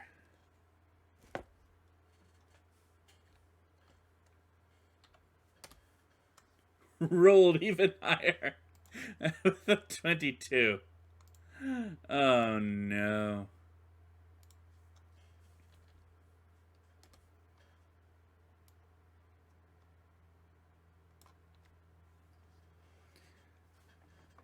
brandishing its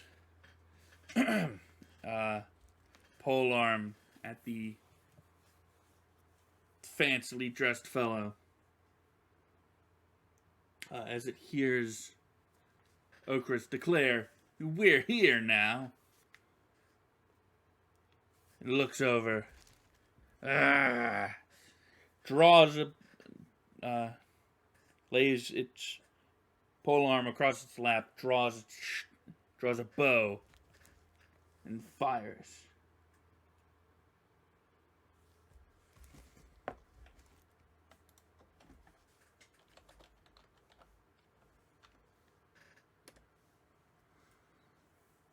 But Okris is too quick, and he dodges out of the way.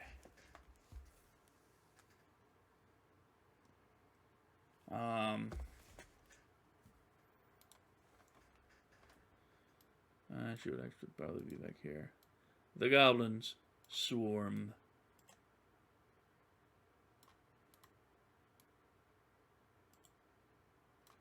One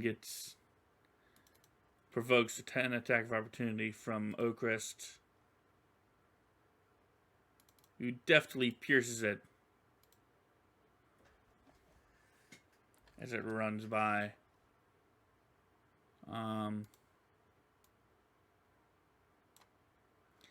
It has a choice, one being Kravis, two being Elsana.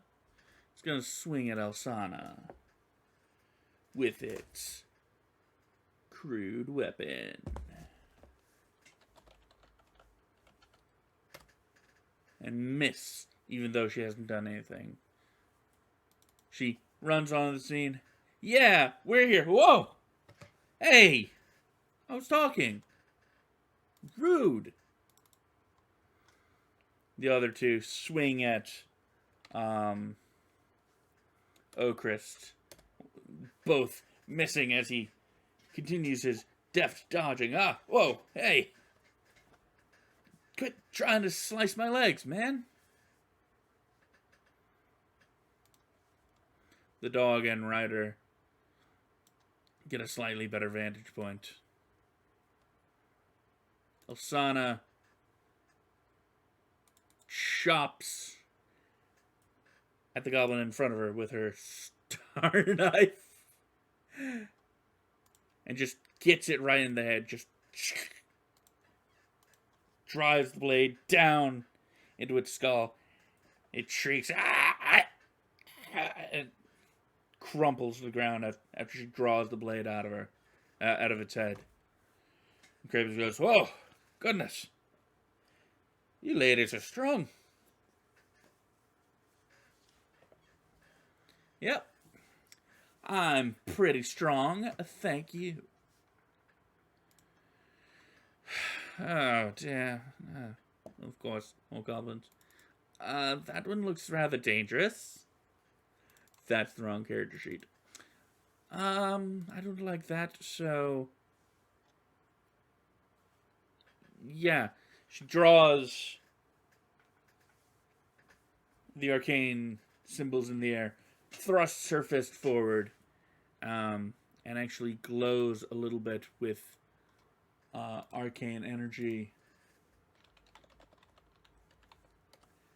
as she empowers well, actually, no, that wouldn't do anything.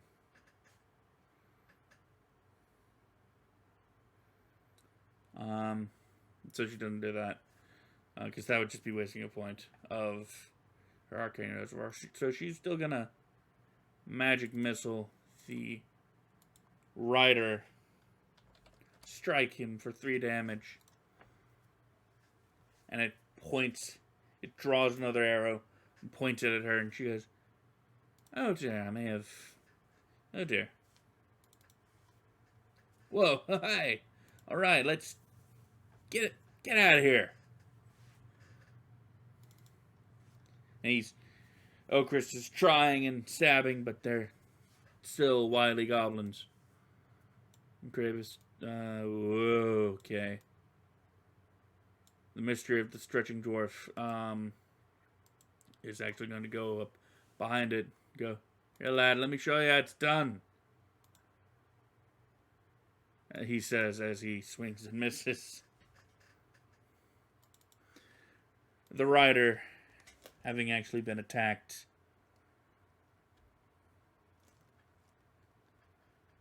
and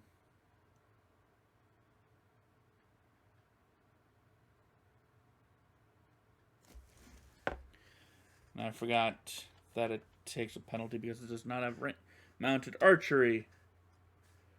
It's going to shoot at Bella. Oh dear. Does not, has to hit a natural 20.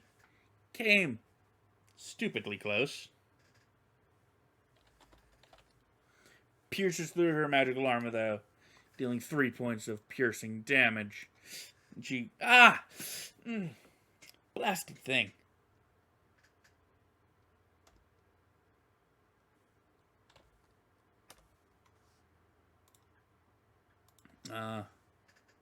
The goblin on the right will turn its ire towards Krabus and miss. The other one still attacking Ocrist and misses.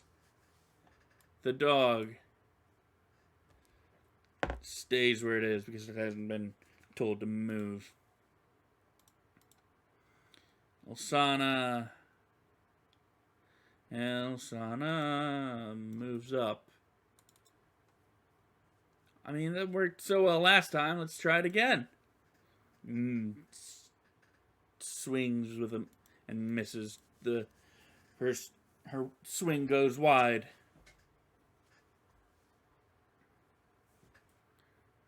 I'm afraid I'm tapped on offensive spells for the day. Oh, dear.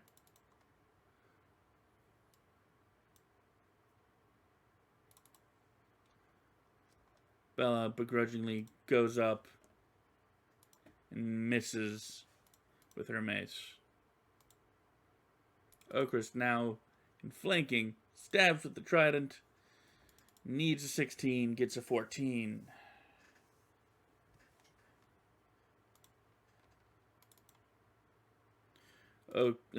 Krabus, a swing and a miss. They have this goblin surrounded now, but it's just not doing anything. Does that thing have reach? Is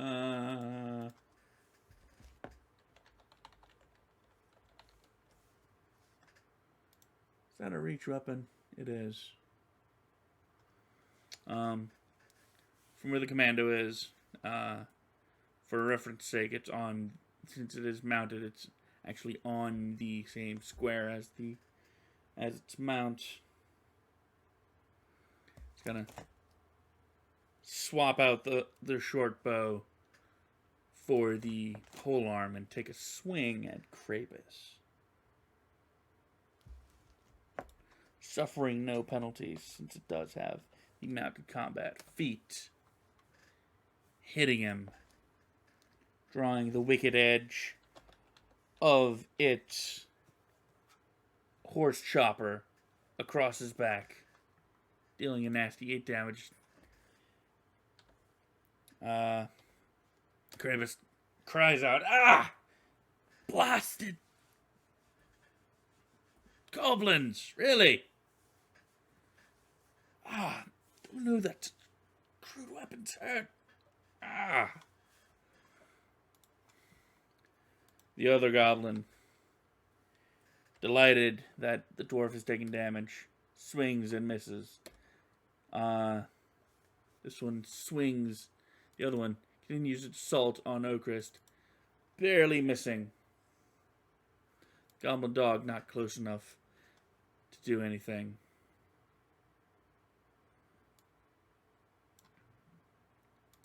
Elsana is going to burn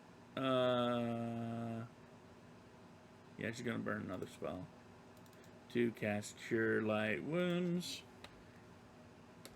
takes an attack of opportunity, must make a concentration check to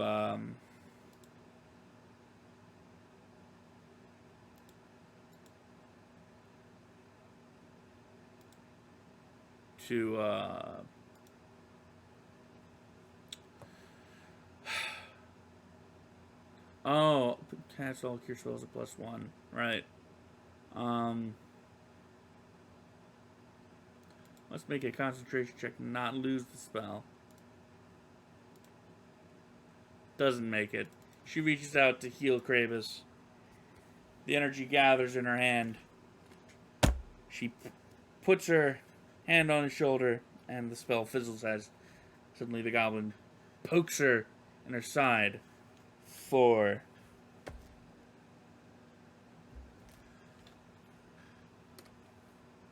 a single point of damage. And she's just, really?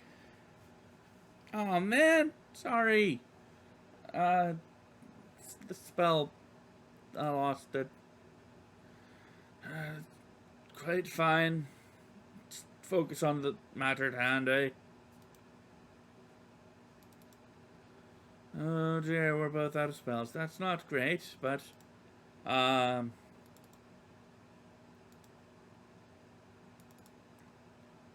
fight on, I suppose. I mean, what other choice we got, right? Sticks the Ocrist takes his trident, sticks the goblin for 2 damage.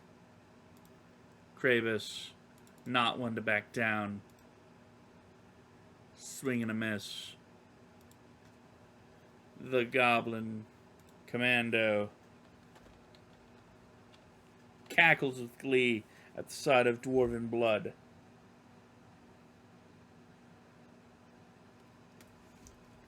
Swings at him again.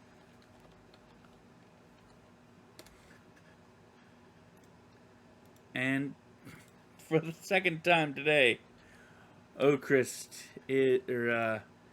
is staggered. But the other goblin looks to... well, no. He's gonna swing at Elsana.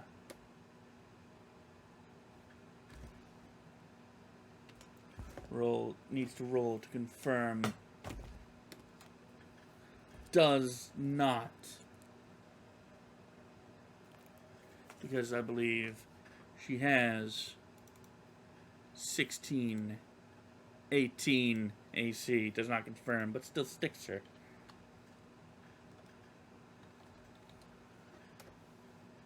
For 4 damage.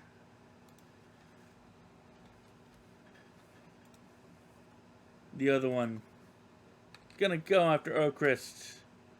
Meets his AC. Because Ocrist does not have a lot of AC. Or, not Ocrist. Kravis. Not have a lot of AC. And we have a dwarf down.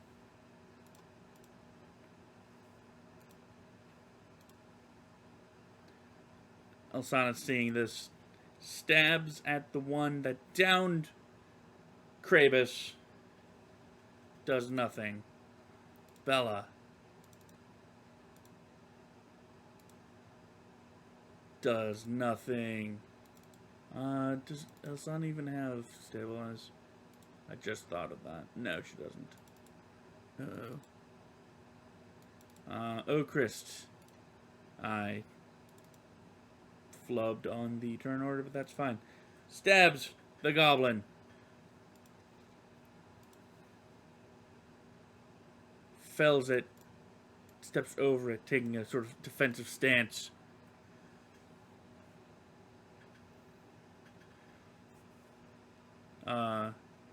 Over Kravis, who needs to roll to stabilize.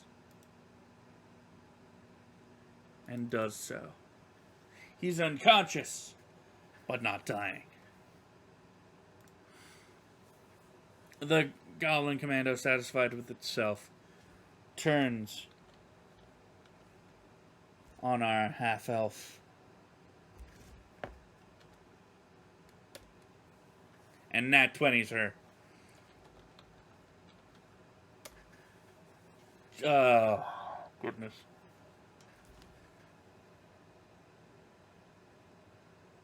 Uh, 15 damage.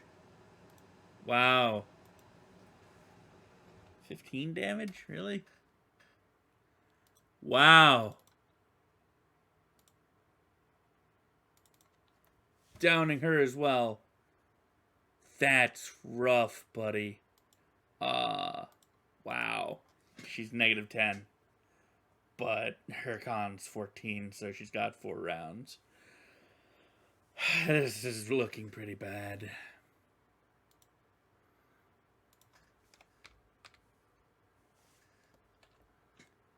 Attention is turned to Oakrest.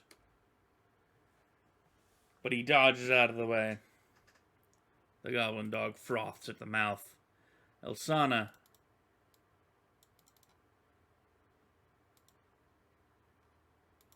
begins to bleed as she fails her constitution save.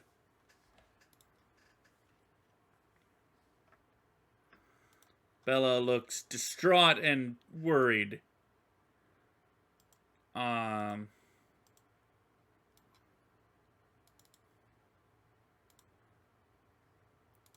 But splatters goblin brains nonetheless.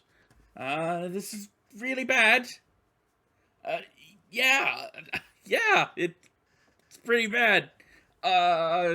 You defend them. I'll take care of these guys.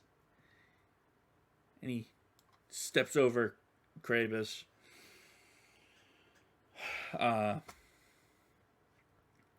And as he does, he casts his net at the commando, entangling it and his goblin dog.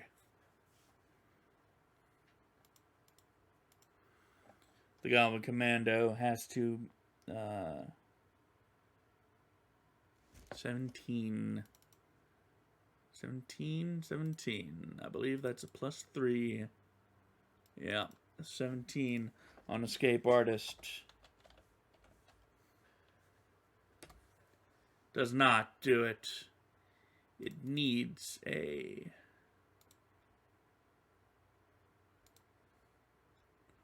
20. There's no more regular goblins. The goblin dog begins to bite at the net.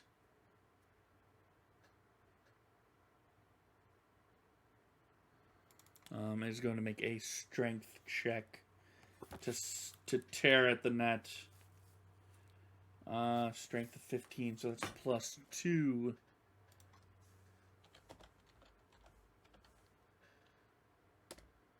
Does not rip the net.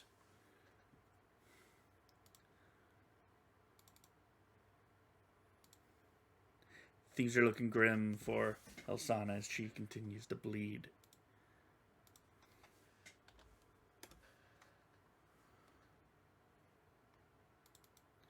She doesn't have any abilities to stabilize herself, unfortunately.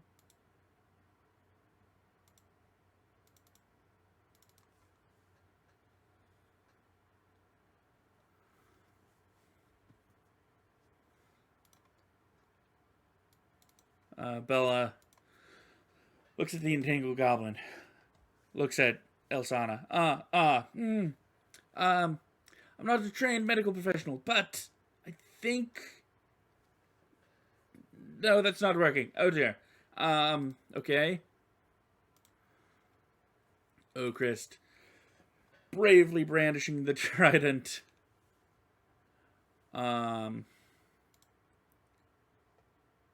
Stabs at the commando, dealing 8 damage.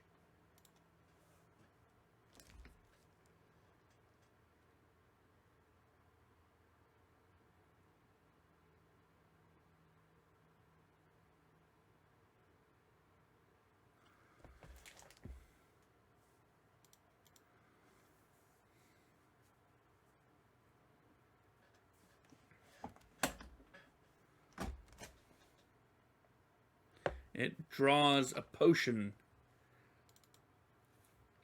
But doing so provokes an attack of opportunity from Ocrist. And before it can bring the potion to its lips, the trident pierces through the net into the chest of the goblin, who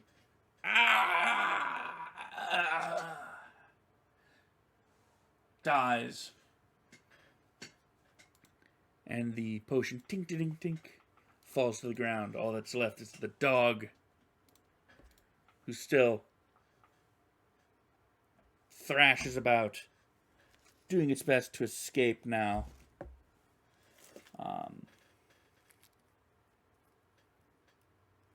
Dex of 14. Another +2. Can't escape.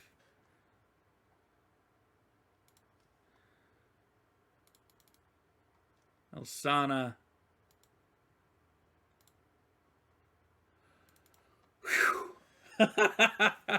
Elsana, the bleeding finally stops.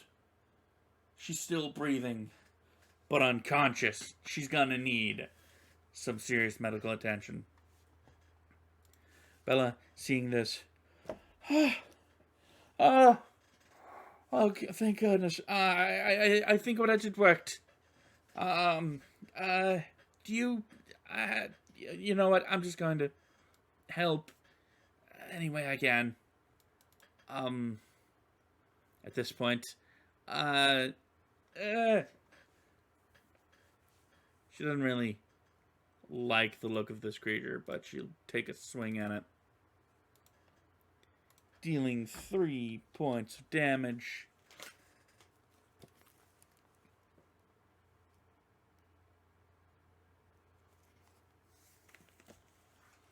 Yeah, let's help out and get these guys medical. Can't do it. The dog, now cornered. Pardon me. -2 on all attack rolls. It's gonna make a choice on who to attack. 1 being Ocrist, 2 being Bella. A 1. It tries to bite him through the net. Nat 20s on the bite. Balls. Okay.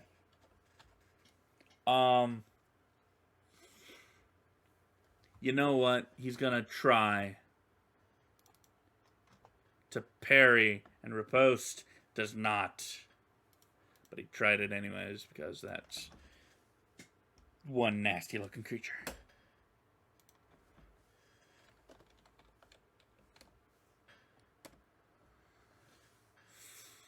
For 7 damage. And he cries out in pain and has to make a fortitude save. Because this is really one nasty creature. And he passes his save. Elsana's out of commission. Bella, can you finish the job? No. Ocrist, after taking such a bite, he doesn't really want to be next to this thing. But, I mean, if he doesn't, it's going to attack Bella or go after some of the downed people. So he stabs at it anyways. Doesn't do anything. The dog has tasted blood.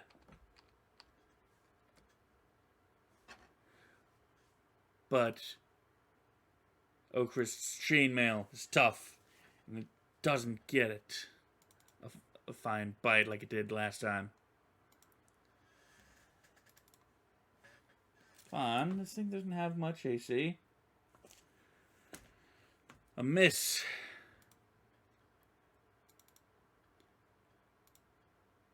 from Bella, but a hit from Ocrist. More damage dealt, but it's still standing. And continuing its assault, its bite finds purchase once more on Ocrist, who also goes down. Bella is freaking out. And misses her swing. Ocrist is not bleeding out and will not wake up with a nasty rash. The dog now turns its attention to Bella, but can't find purchase. At this point, Father Xantus and a few priests see what's going on. And oh dear. Do you need any crack? With one final swing, Bella fells the beast.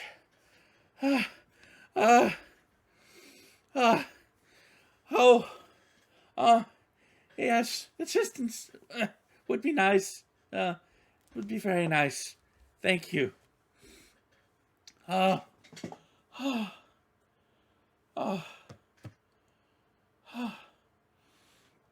She falls back, sits down on the ground as the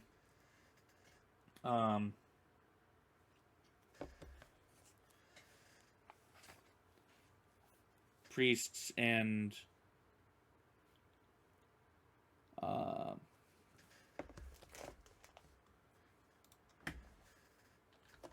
Father Xantus administer aid, healing everyone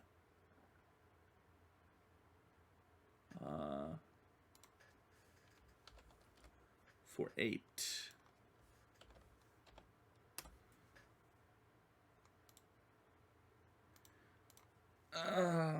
Man, dogs hurt.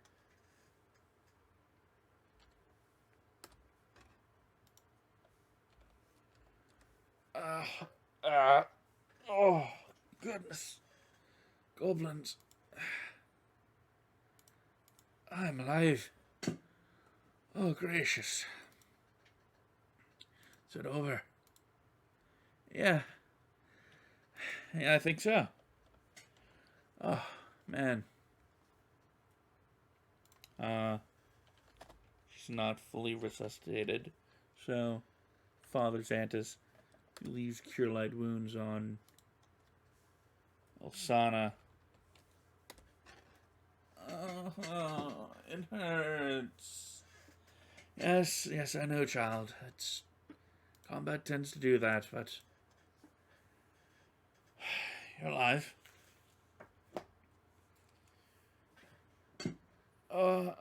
That's good. I need a nap. I think I took enough. I just took one, but I need another one.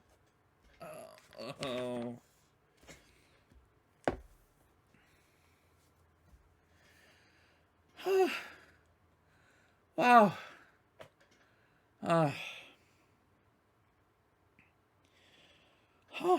I did it.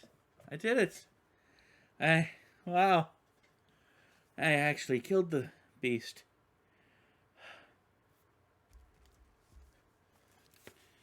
Wow.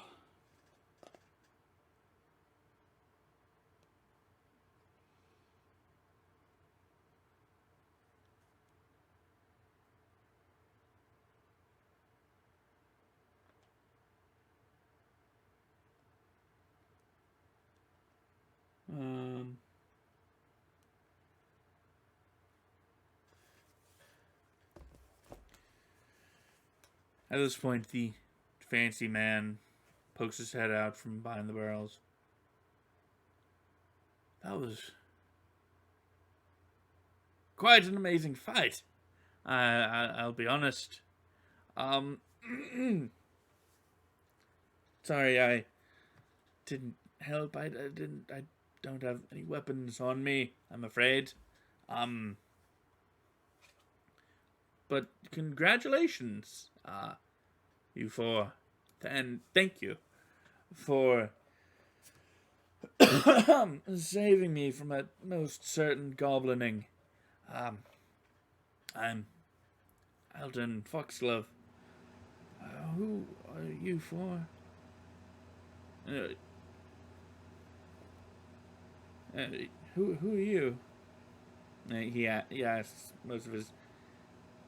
Uh, he looks at the party, then seems to become interested in Elsana.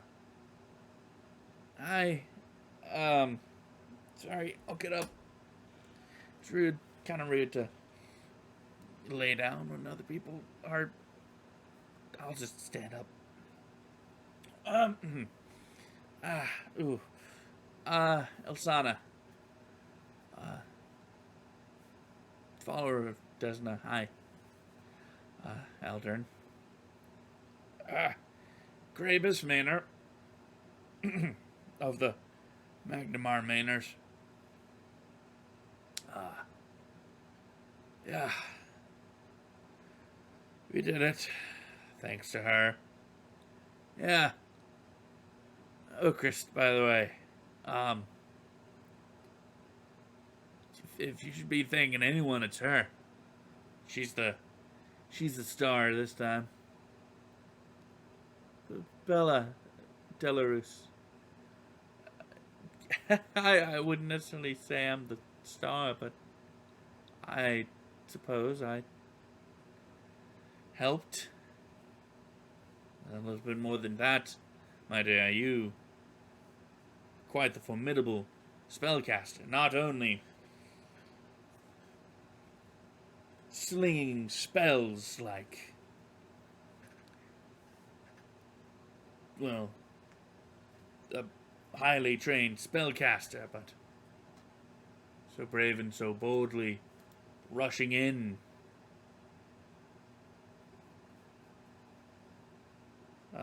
In such a manner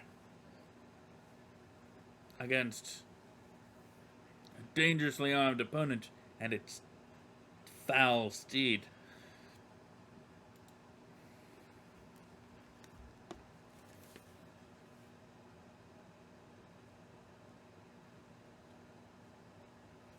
I think I still hear sounds of combat elsewhere. I'll tell you what, as Aldrin kind of looks around nervously. I'll be staying in town for a few more days. Perhaps I can properly thank you. Staying at the Rusty Dragon Inn. I believe I shall head there now. And, where it's safer there. I'm just going to go.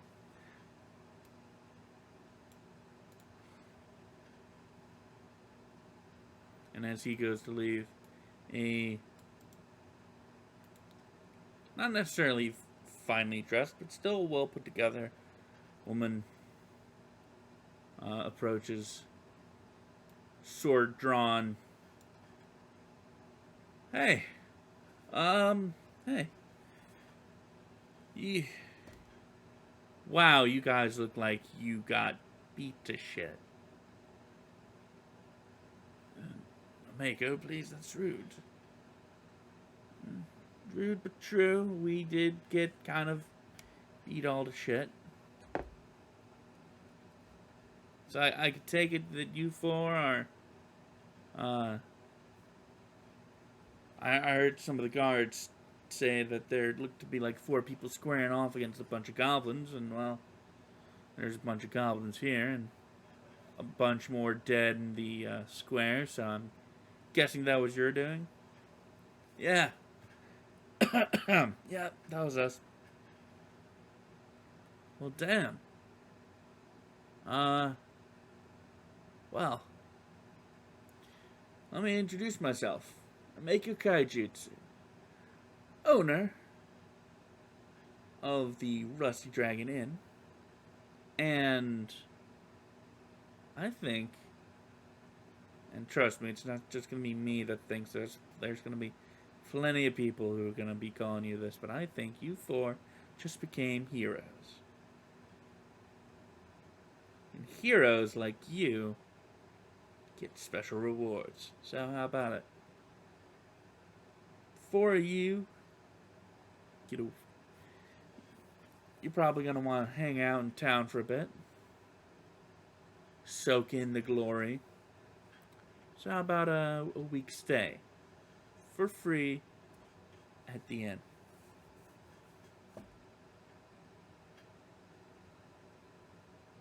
The rest, most of the party is just stunned, speechless. Oakrest has this big dumb grin on his face.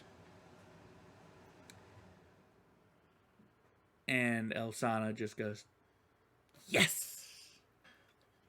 Oh, nothing better than a free stay at an inn. Plus, your food's amazing." Yeah, yeah, I know. I'm a pretty good cook. And there's more where that came from.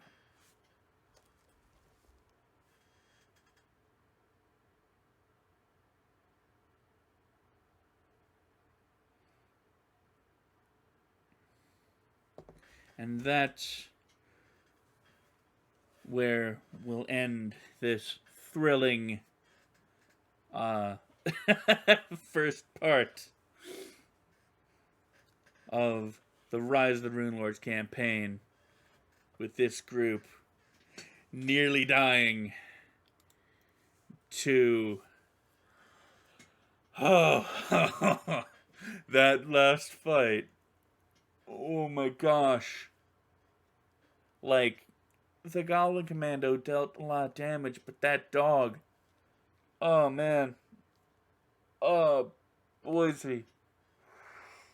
Oh. But I mean, that's how boss fights are supposed to be, right? Holy crap. That was wild. And it's only gonna get wilder as we continue in the next episode. So hey, thanks for stopping by. Hope you enjoyed the thrilling story. If you're listening to this on audio, I hope I was entertaining enough. If you're watching this on video or in VOD, whatever you want to call it, hope you had fun watching. I'm your forever DM. Signing off.